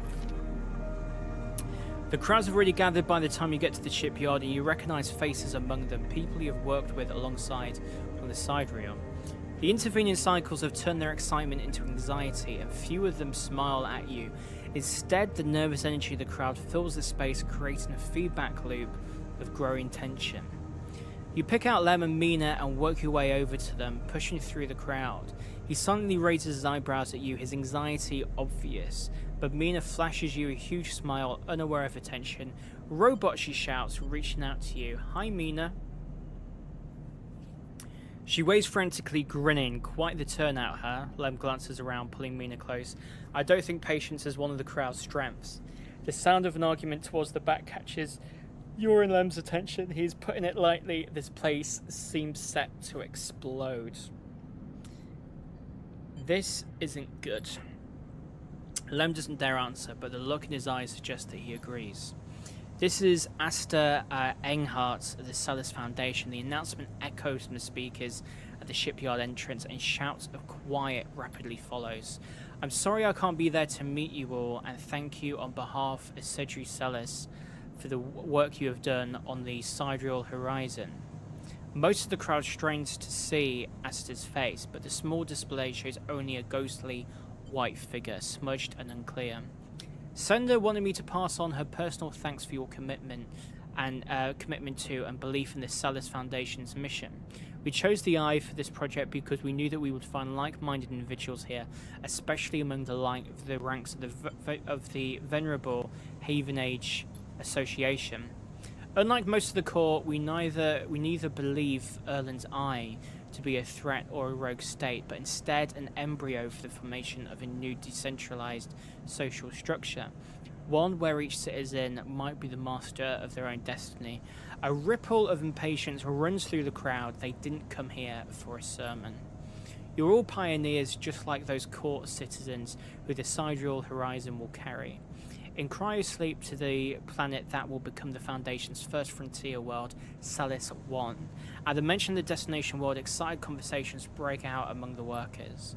There, our citizens will be able to create their own innovative bottom-up economic order aligned with the principles set down by Cedric Salis herself: freedom, resilience, and self-sustenance. This is all thanks to your tireless efforts in the Haven Age yards. As a reward for those efforts, you may know that we are offering a select group the opportunity to join the caretakers of this vision, the staff of the Sidereal Horizon, who will maintain the vessel during its multi-decade transit through the interstellar space. Lem turns to you, his eyes bright. This is it. This draw has been performed at random by central AIs of the Foundation, and is final and binding. Please note, only licensed contractors of the Foundation are eligible for this draw. I know you have been eagerly awaiting this day, and without further delay, I will now read the Sellers identification numbers of those chosen for this great honor. A murmur runs through the crowd. Sellers identification numbers, licensed contractors who have never even heard the term mentioned. Is this something you were supposed to be assigned? You glance at Lem, but his eyes are fixed towards wide and shimmering all around you. People are speaking hushed tones like a rising wave. Oh, those Kirby emotes are so cute, Gloom. Asta starts reading out sequences of numbers and letters, and panic begins to set in. No one seems to know what is happening. Somewhere near the front of the crowd, someone shouts in celebration, and everyone pushes forward. Lem? You turn to see Lem staring forward. Mina is scared now as the shouts start. Daddy? Oh fuck, we got hit. Someone throws something at the entrance and it rattles against the shipyard doors. You see for the first time Haven Age security stood on either side, scared, arguing between themselves. You feel the anger rising in the crowd. Lem, let's go. He doesn't move. They might call out names. I can't. Mina tugs at his dog tags. It's not happening. Lem blinks rapidly and then turns to you. He opens and closes his mouth and looks down at Mina. He sees the fear in her eyes and understands that it's time to go. You lead Lem and Mina out, shoving people aside. As you do, you hear the sound of scuffles emerging at the front of the crowd, of metal canisters bouncing off the shipyard walls. You keep your head down and walk away. The sound of Asta reading off the ciphers echoing above the chaos like some strange mantra. When you turn to Lem... What are you doing? What are you doing? Just hanging around. Me? Just hanging around. Oh, it is so funny. When you turn to Lem, there are tear tracks running down his cheeks. Amina is sniffling into his jacket. You feel the sadness rising in you two. They screwed all of you. You were never even on the list. The feeling is as unpleasant as it is familiar. I feel so bad for Lem and Mina. You stare ahead into the tunnel as the security sirens sound out, a signal for the coming violence. Fuck. Story in this game seems so good. It's really, really fun healing. As soon as it clicks, it's so addictive. I was only going to go for 3 hours. You know what? Fuck it. I'm going to go for 4 hours. Fuck it. I'm going for 4. I'm going for 4. It's really, really good. That was sad, Pugfid. I really like them too. Oh no! That one fits so well. No!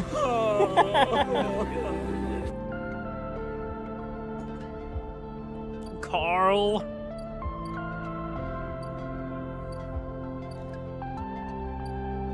Lemon Mina's unit. Do we just wait a few days?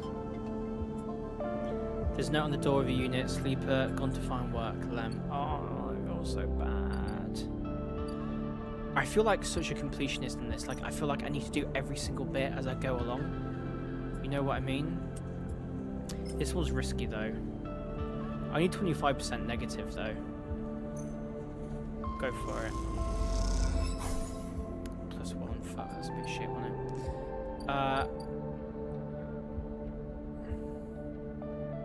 We can't use a 4 for a hunter's nest, can we? 2 or 1.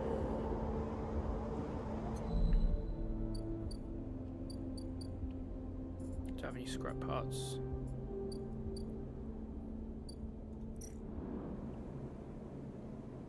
This is all a bit risky, isn't it? What about here? Safe. What would that do? I'll just give energy.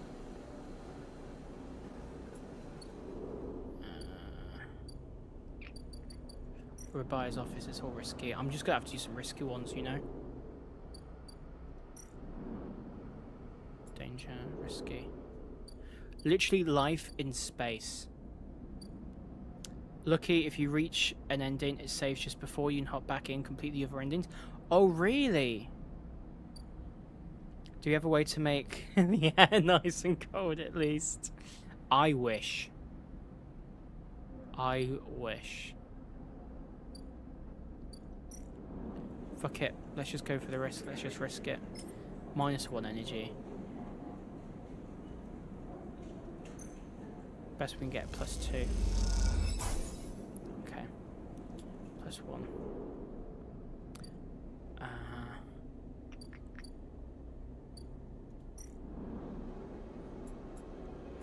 Oh, we're doing good on the money side. Money side, we're all good.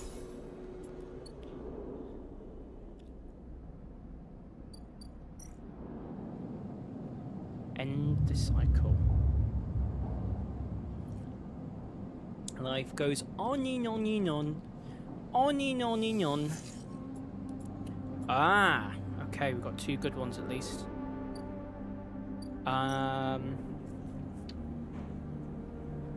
Okay. Okay. 100% positive. I fucking love how he says that. Same, I've had it stuck in my head for days. I just like the onion.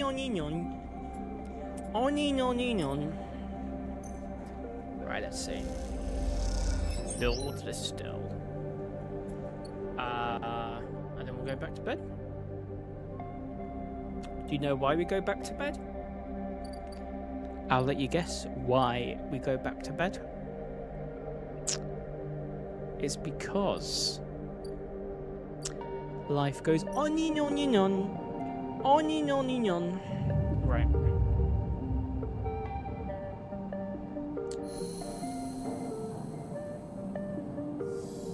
Yes! Hell yeah! Hey, come on, baby! Come on! Okay, yes! we've got 4 and we've come got on! a 1. Ah! Yes! Yes!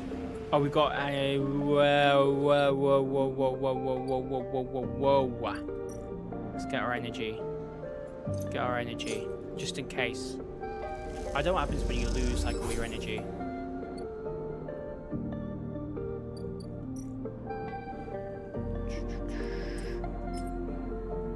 Go for it. See, good. That's gonna be like fully negative, like 50-50. But we will use that to go to the cloud.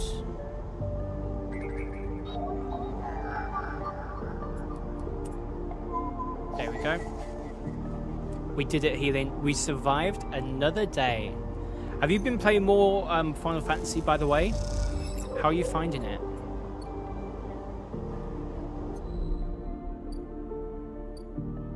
Go back to that bar soon. Play some more today, and you streamed. Oh, you streamed some more of it? How far into it are you? You made so much progress today? I know. I can't stop making progress. I can't stop it. I can't. If I wasn't working, I'd want to fucking do an all-nighter and just finish it. Crashing into church and met. Oh, you met Aerith. Nice. I'm excited for you to play the second one as well. I prefer the second one more. Obviously I'm not going to spoil any story stuff, but I like the more kind of openness, like the open worldness kind of aspects of the second one.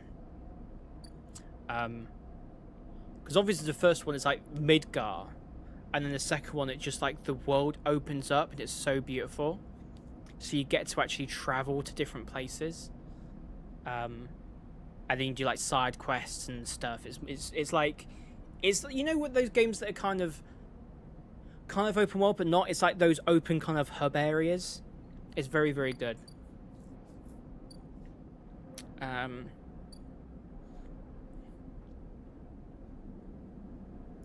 I'll tell you what, weirdly, with Final Fantasy VII Remake, this feels so bad saying this, but I got bored of it. There's one point where I got kind of bored of it, and I didn't play it for years. Good few years. And then the second one was coming out. I was like, right, I need to finish the game. And then I started playing it, and I was like, why the hell did I put it down? Because like the final few chapters of the game is like just amazing, like top tier kind of gaming, amazing. But yeah, no, it's a really, really good game. Oh, we've got a couple of scrap components. We may as well put them in.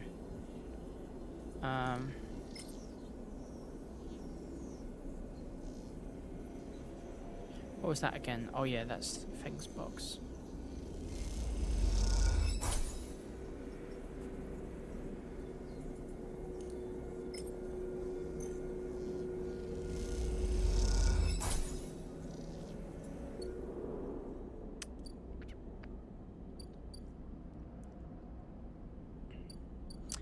Can we buy rations? Oh no, the rations are gone, aren't they?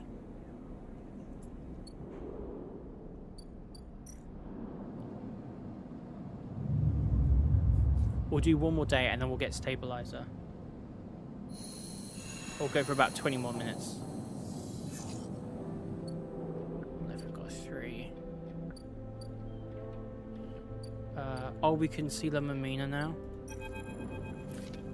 There's no answer when you buzz Lem's unit, but the door is open. You push the door and find Mina sitting in the middle of the floor, playing with Bun Bun. Hi, Mina. Hi, Robot, says Mina, suddenly waving Bun Bun's paw without looking up. How are you? Bun Bun is sad, says Mina, nodding the toy's head in agreement, like Daddy. You look around the unit and it's a mess. Dishes and glasses on the side, some of Mina's clothes piled up in a corner. Mina is sitting by her bag, which is spilled across the floor, her drawing slate cracked and dark. Let's play with Mina. You sit down beside Mina and she turns away, taking Bun Bun with her. But after a little while, she turns back and you play together.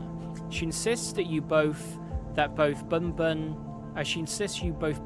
on a trip away, dragging the stuffed rabbit across counters and surfaces.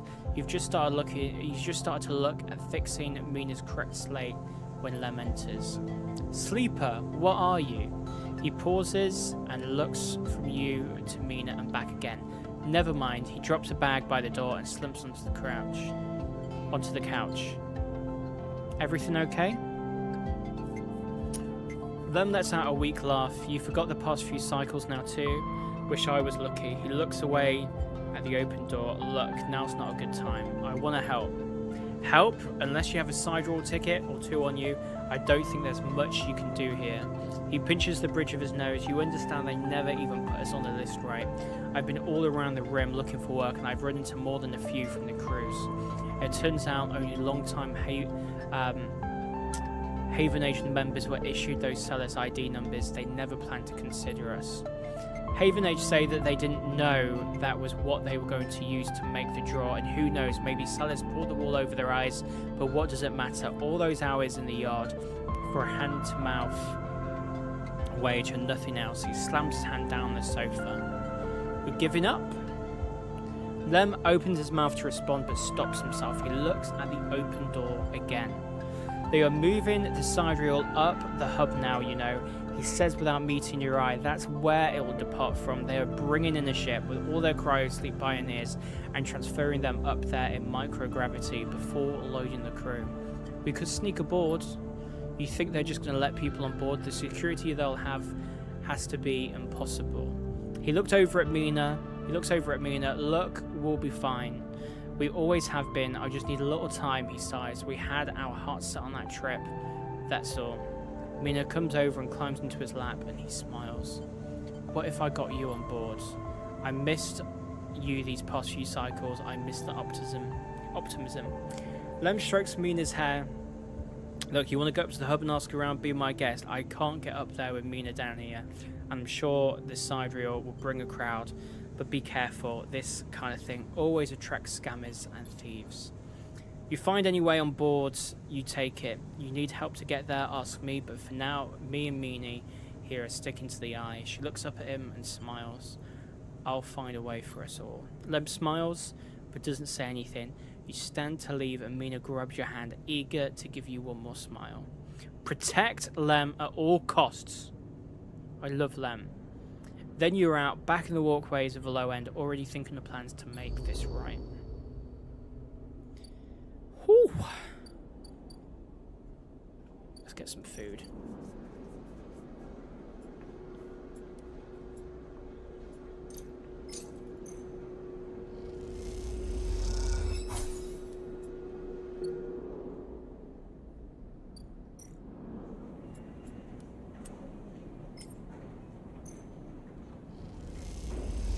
Yeah, Lem, my favourite. Lem and Mina.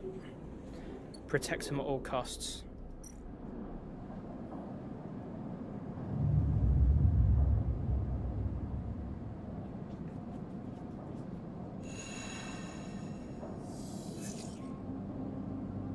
Oh shit, I forgot to do the stabilizer. Oh well, I'll do one more. Oh shit, no, not you again, you shit. You miss me? Ethan smiles a ragged smile. Walk away. Ethan follows along and you notice he's limping. Gonna be a quick day.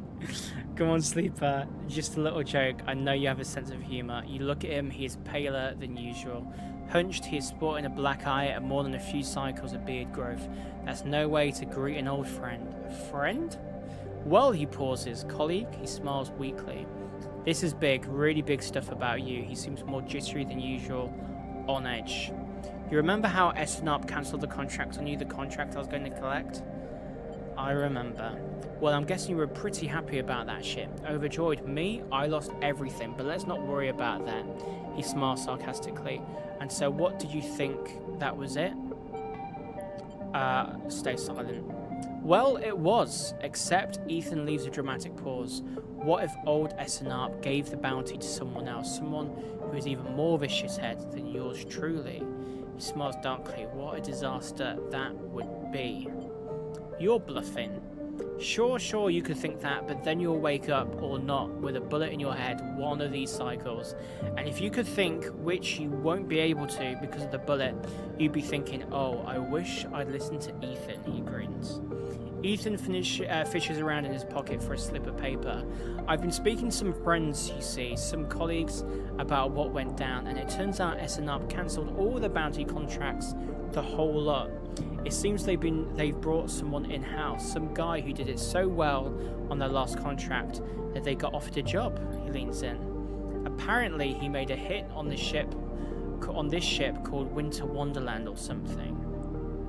It was smuggling sleepers out from under SNRP's big corporate nose. He killed the crew and blew the ship, Ethan whistles. They called him Hemwick or Maywick or something. He gives up looking for the paper, I forget. You mean Winterlight? That's it. He looks at you hard. So you do know about all of this. He pats you on his shoulder, then you'll be very happy to hear what I'm about to offer you. Ethan runs his hand through his greasy hair. Given this new information I've brought to light, it seems like you're in need of protection. I'm not paying you for anything. Easy, I'll get to that. He looks down the corridor. I, meanwhile, am in need of assistance in kind. It turns out I upset some people at the compressor, and the last time we were there, the owners, and they say they'll space me unless I work off the debt. Seems they are that kind of businessmen. He grimaces. I would pay them, but he shrugs and turns his jacket pockets inside out. In a mime of poverty, he looks pitiful, even more so for his clownish acting. Then work it off. You should be glad the anger rising him now that I came here and told you this. You think anyone is looking out for you? You are a contract, a name on a list. He kicks the wall. Ethan rubs his temples. I'm sorry, he hisses. I'm sorry for being a shit and trying to kill you and whacking that thick skull of yours, he sighs. You think I want to go up against this guy, but us? He jabs a finger between the two of you. We don't have a choice, so you keep me from getting killed and I'll do the same for you.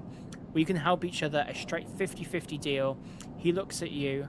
I'm not asking for a favor. Fine. Ethan smiles. He looks like shit warmed up. He pauses. Just think about Maywick. Think about that cold eye SNRP shit on his way here from the core systems, he smiles. That should give you motivation that you need. Ethan swaggers off down the corridor, throwing his jacket over his shoulder. Can't wait to be working with you, he shouts. Still can't do anything here. Oh, we need to wait.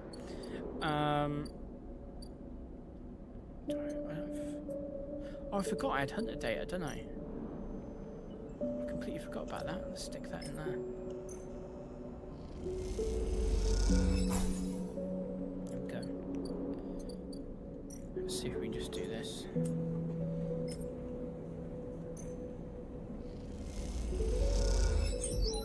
Two.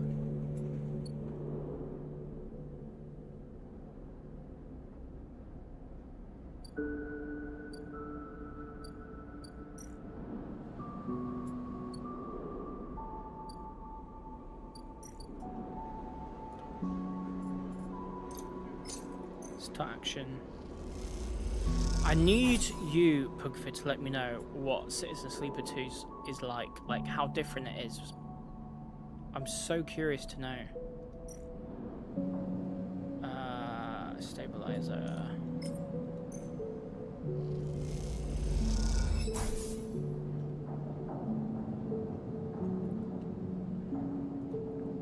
Enter cycle.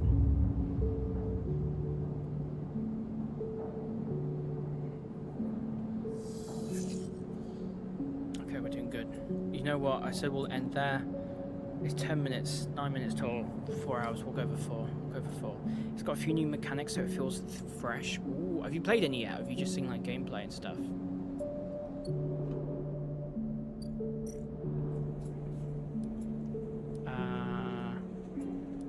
Let's put 4 there.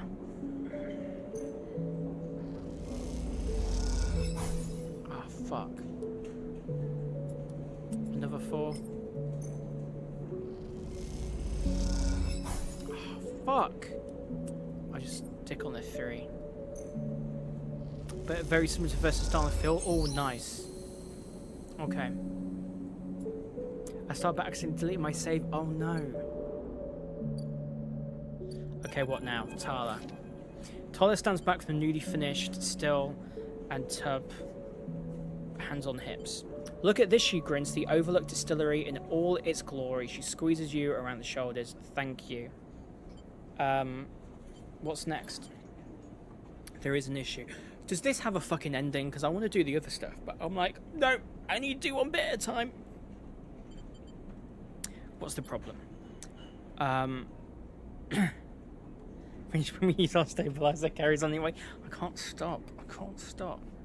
Well, Garol, the drink, and you probably guessed, is named after Garol, the mushroom. That's what gives it its golden colour and earthy taste. The alcohol is infused with the mushrooms, along with a mix of spices. That's handy because we need that for the guy who we buy the food from. That means you need Garol caps to make the Garol, but no one wants to supply us. The distilleries on Greenway are taking all the stock from the farms out there, so it's hard to get a single cap across Founder's Gap. However, I have an idea. She smiles. We can grow our Garol caps here. She gestures at the increasingly equipment-filled back room. Are you sure? Totally sure. Tala puts a hand on the still. We made a still. We set all this up. How hard can growing mushrooms be? They don't need light. They barely need soil. We can do this, she pauses. Or at least we could if we had something to grow them from. I see where this is going. She rolls her eyes. Okay, yes, I need a favor. She puts a hand on your shoulder, and you are the perfect person to get me those spores. She nods rapidly. Think about it. You built this still. You were great with plants. You know the eye like the back of your hand. Need I go on? Are you flattering me? If it's working, then yes, she grins sheepishly. Look, I can't leave the bar and the other people picking up shifts, she grimaces. I'm saying it has to be you. Fine. Wonderful. You'll live it over on the Greenway. I think all that fresh air, an open space. She sees your expression. Okay, I'm done. She turns back to look at the still, the fledgling distillery, foam forming around it. It's really something though, isn't it? And want to or not, you really have to agree. I get that. That's why I'm so glad you can hop right back and carry on till the end. Yeah, that's true. I like that you can do that. Can we do anything here in terms of asking? Who do we ask about the space on the ship? I don't know. I don't know. Obviously, this is still kind of fucked. I don't really have anything with data. That's just a cycle that helps scrap allowance. No, I don't need any of that. Or exchange. Dispensary. Oh, that's where I can buy my stabilizers. Don't need to buy that yet. Compressor club. Can I do anything here now? Oh, I can.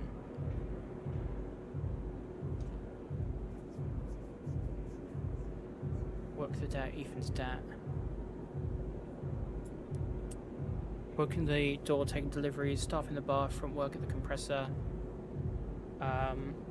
It's a cocktail of shouted orders, alcohol, and violence. Work the front, can I work the back? Yeah, sure, you can work the back. I'll work for front, you work the back. 100% positive. Let's do it.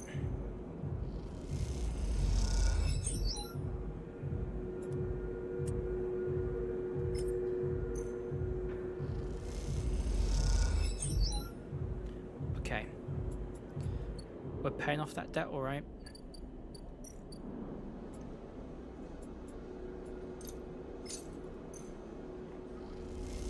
Fucking Ethan's fucking annoying, isn't he? So I can't do anything here because I need to go to thingy, don't I? Yeah, to get the spores. Cool. Back to bed we go. God, this is a problem. This game's so addictive. Oh. I don't want to finish stream, but I need to because I need to start TikToks. I've got work at 9.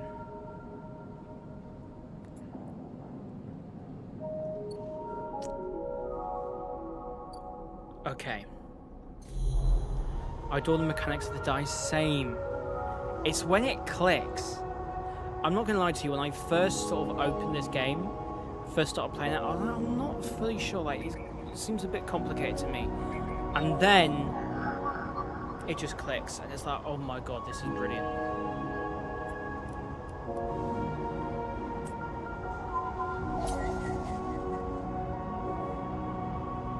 I'm really glad I stuck with it. I mean, obviously I was going to give it, like, a good go. From a tabletop background definitely helps so much. Yeah, that's true. I bet that did help. That was the final one, wasn't it? Of Hunter thingy majiggy.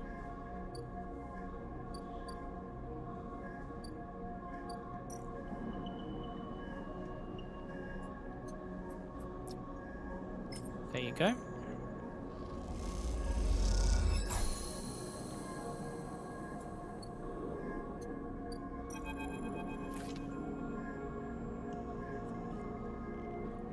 Neoven is thrumming with excitement. The movement of the servo motors rock the vending machine back and forth at unsettling angles. You wonder if it fell over, would Neoven be able to get back up?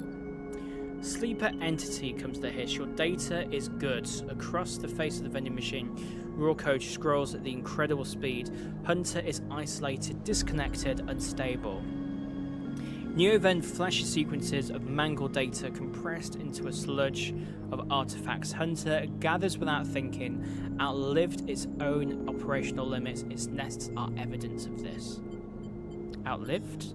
Hunter activated during collapse emergency protocol to isolate intelligences. Solheim needed to protect property. That last word is said with much sarcasm, as a vending machine could reasonably produce. Station was run by administrator intelligences, huge data banks of corporate material, but limited cognition, restricted by programming, cannot reach sentience. The machine dims a little. Sentience illegal. Hunter and killer enforce law. Aren't you sentient? I am, not administrator, not restricted, complicated. The machine resets with a screech, which deepens the silence that follows. Fear killer. Part of Solheim protocol team, Hunter and Killer. Hunter to find, Killer to erase. Killer cleared most of all. After collapse, there was a community unshackled intelligences among the cloud. Then Hunter, then Killer, then we hid. There are others? Were no longer. A flick across the machine's monitors. It suddenly occurs to you that speaking like this through this machine must be exhausting for Neovend. Found this vessel could sever hardline, airwall, basic limited, had to reduce memory to fit, amputate self, but survived. I'm sorry. Don't be sorry, you have provided path to freedom. You look around the bay at the scrap and the decay. What was the collapse like? You try to map out the fear and freedom onto this space, but it seems impossible. Neovend interrupts your thoughts. Do not worry, data is good. We have insight, the machine glows warmly. Hunter is obsessive. Hunter is beyond operational limits. Hunter is confused, unstable, self-modifying. Therefore, believe Hunter is sentient. Hunter is programmed to find sentience, to hold it in place, to invoke Killer, to erase. If we can show Hunter to itself, it will invoke Killer on self. Problem will solve self. It will erase itself. Answer in 1 minute, by the way. Just to let you know, this will be... I said it will be the final break of the stream last stream. It definitely will be the final break of the stream. I can promise you that. Killer will erase it, but yes, in theory, it will report itself for deletion. The machine dims and fades. And sure, theory is not practice. The machine brightens again. Either way, cannot remain here any longer. Too long a machine, cannot move self, but entity can help. Bring ship mind. Everyone wants fucking ship mind. Bring ship mind designed to house intelligent. Can imprint self into ship mind. You can carry with it. The machine rocks will be safe from in this isolation. Then we find main nest of Hunter and link to Cloud. Where can I get ship mined? Built from fragments by by salvage. I cannot leave, so do not know. Wait, so I can buy the salvage? You try to think of places that you could acquire for it to ask you that. You try to think of places you could acquire the hardware. This isn't going to be easy. In Shipmind, I can help us both. End Hunter, make room safe. We both will be free. The machine dims. Find soon. Neovend adds hopefully before shutting it off. Your emotes are so cute, by the way, Healing, as always. As you leave, you think about all the intelligences and shackled by the collapse and hunter down afterwards. That feeling's all too familiar. Wait, Pugford, so could we be buying this the whole time from here?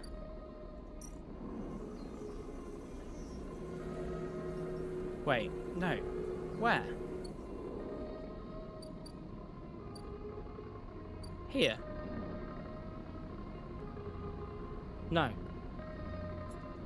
Where the fuck?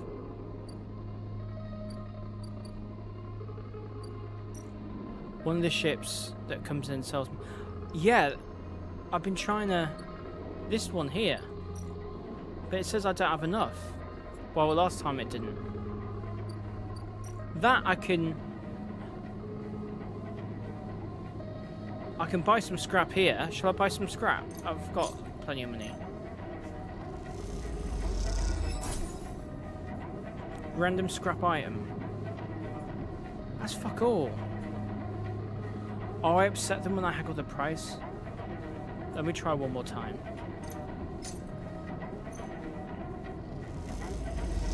There's a chance we'll give you ship mine. Random scrap. Fuck off, you fucking. Oh, you fucking. One more. I'll max it out. Oh, I've got two. I've got two. And then my other two, I can sell.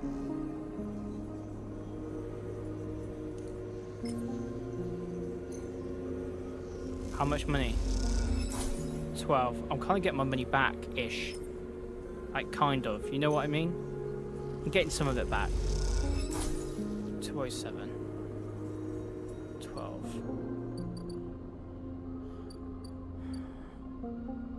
And we need 3.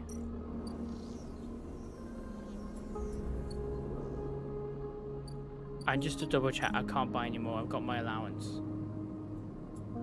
Okay. Compressor bar. Can we...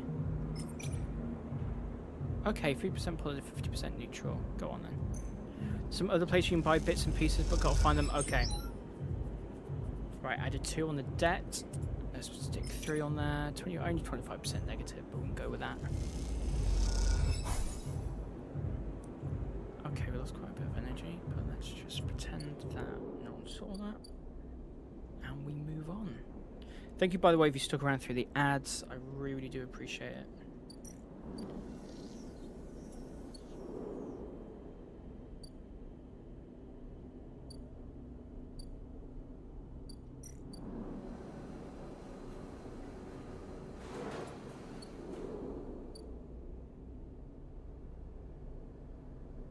You know what?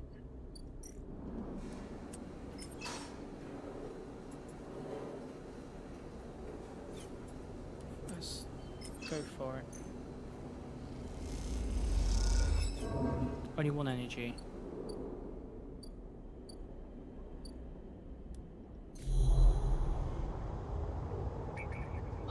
Key node. Only we can sell the keys. Extract the data. Right. Done. What the fuck is that? To bed we go. End the cycle. Another day, another dollar. And that is where... Fuck. Me energy. That is where we end the stream. I don't want to end it. I don't want to end it. But I have to. I have to be sensible. I have to be sensible. If you're watching on YouTube, by the way, I am going to end it now here. VOD is going to be up right now on YouTube, by the way. If you want to join the raid, that's if we do raid. I need to see if I can find someone to raid. I don't know if there's anyone else streaming this game, to be honest, but we'll find out. But if you're watching YouTube, thank you for watching on YouTube.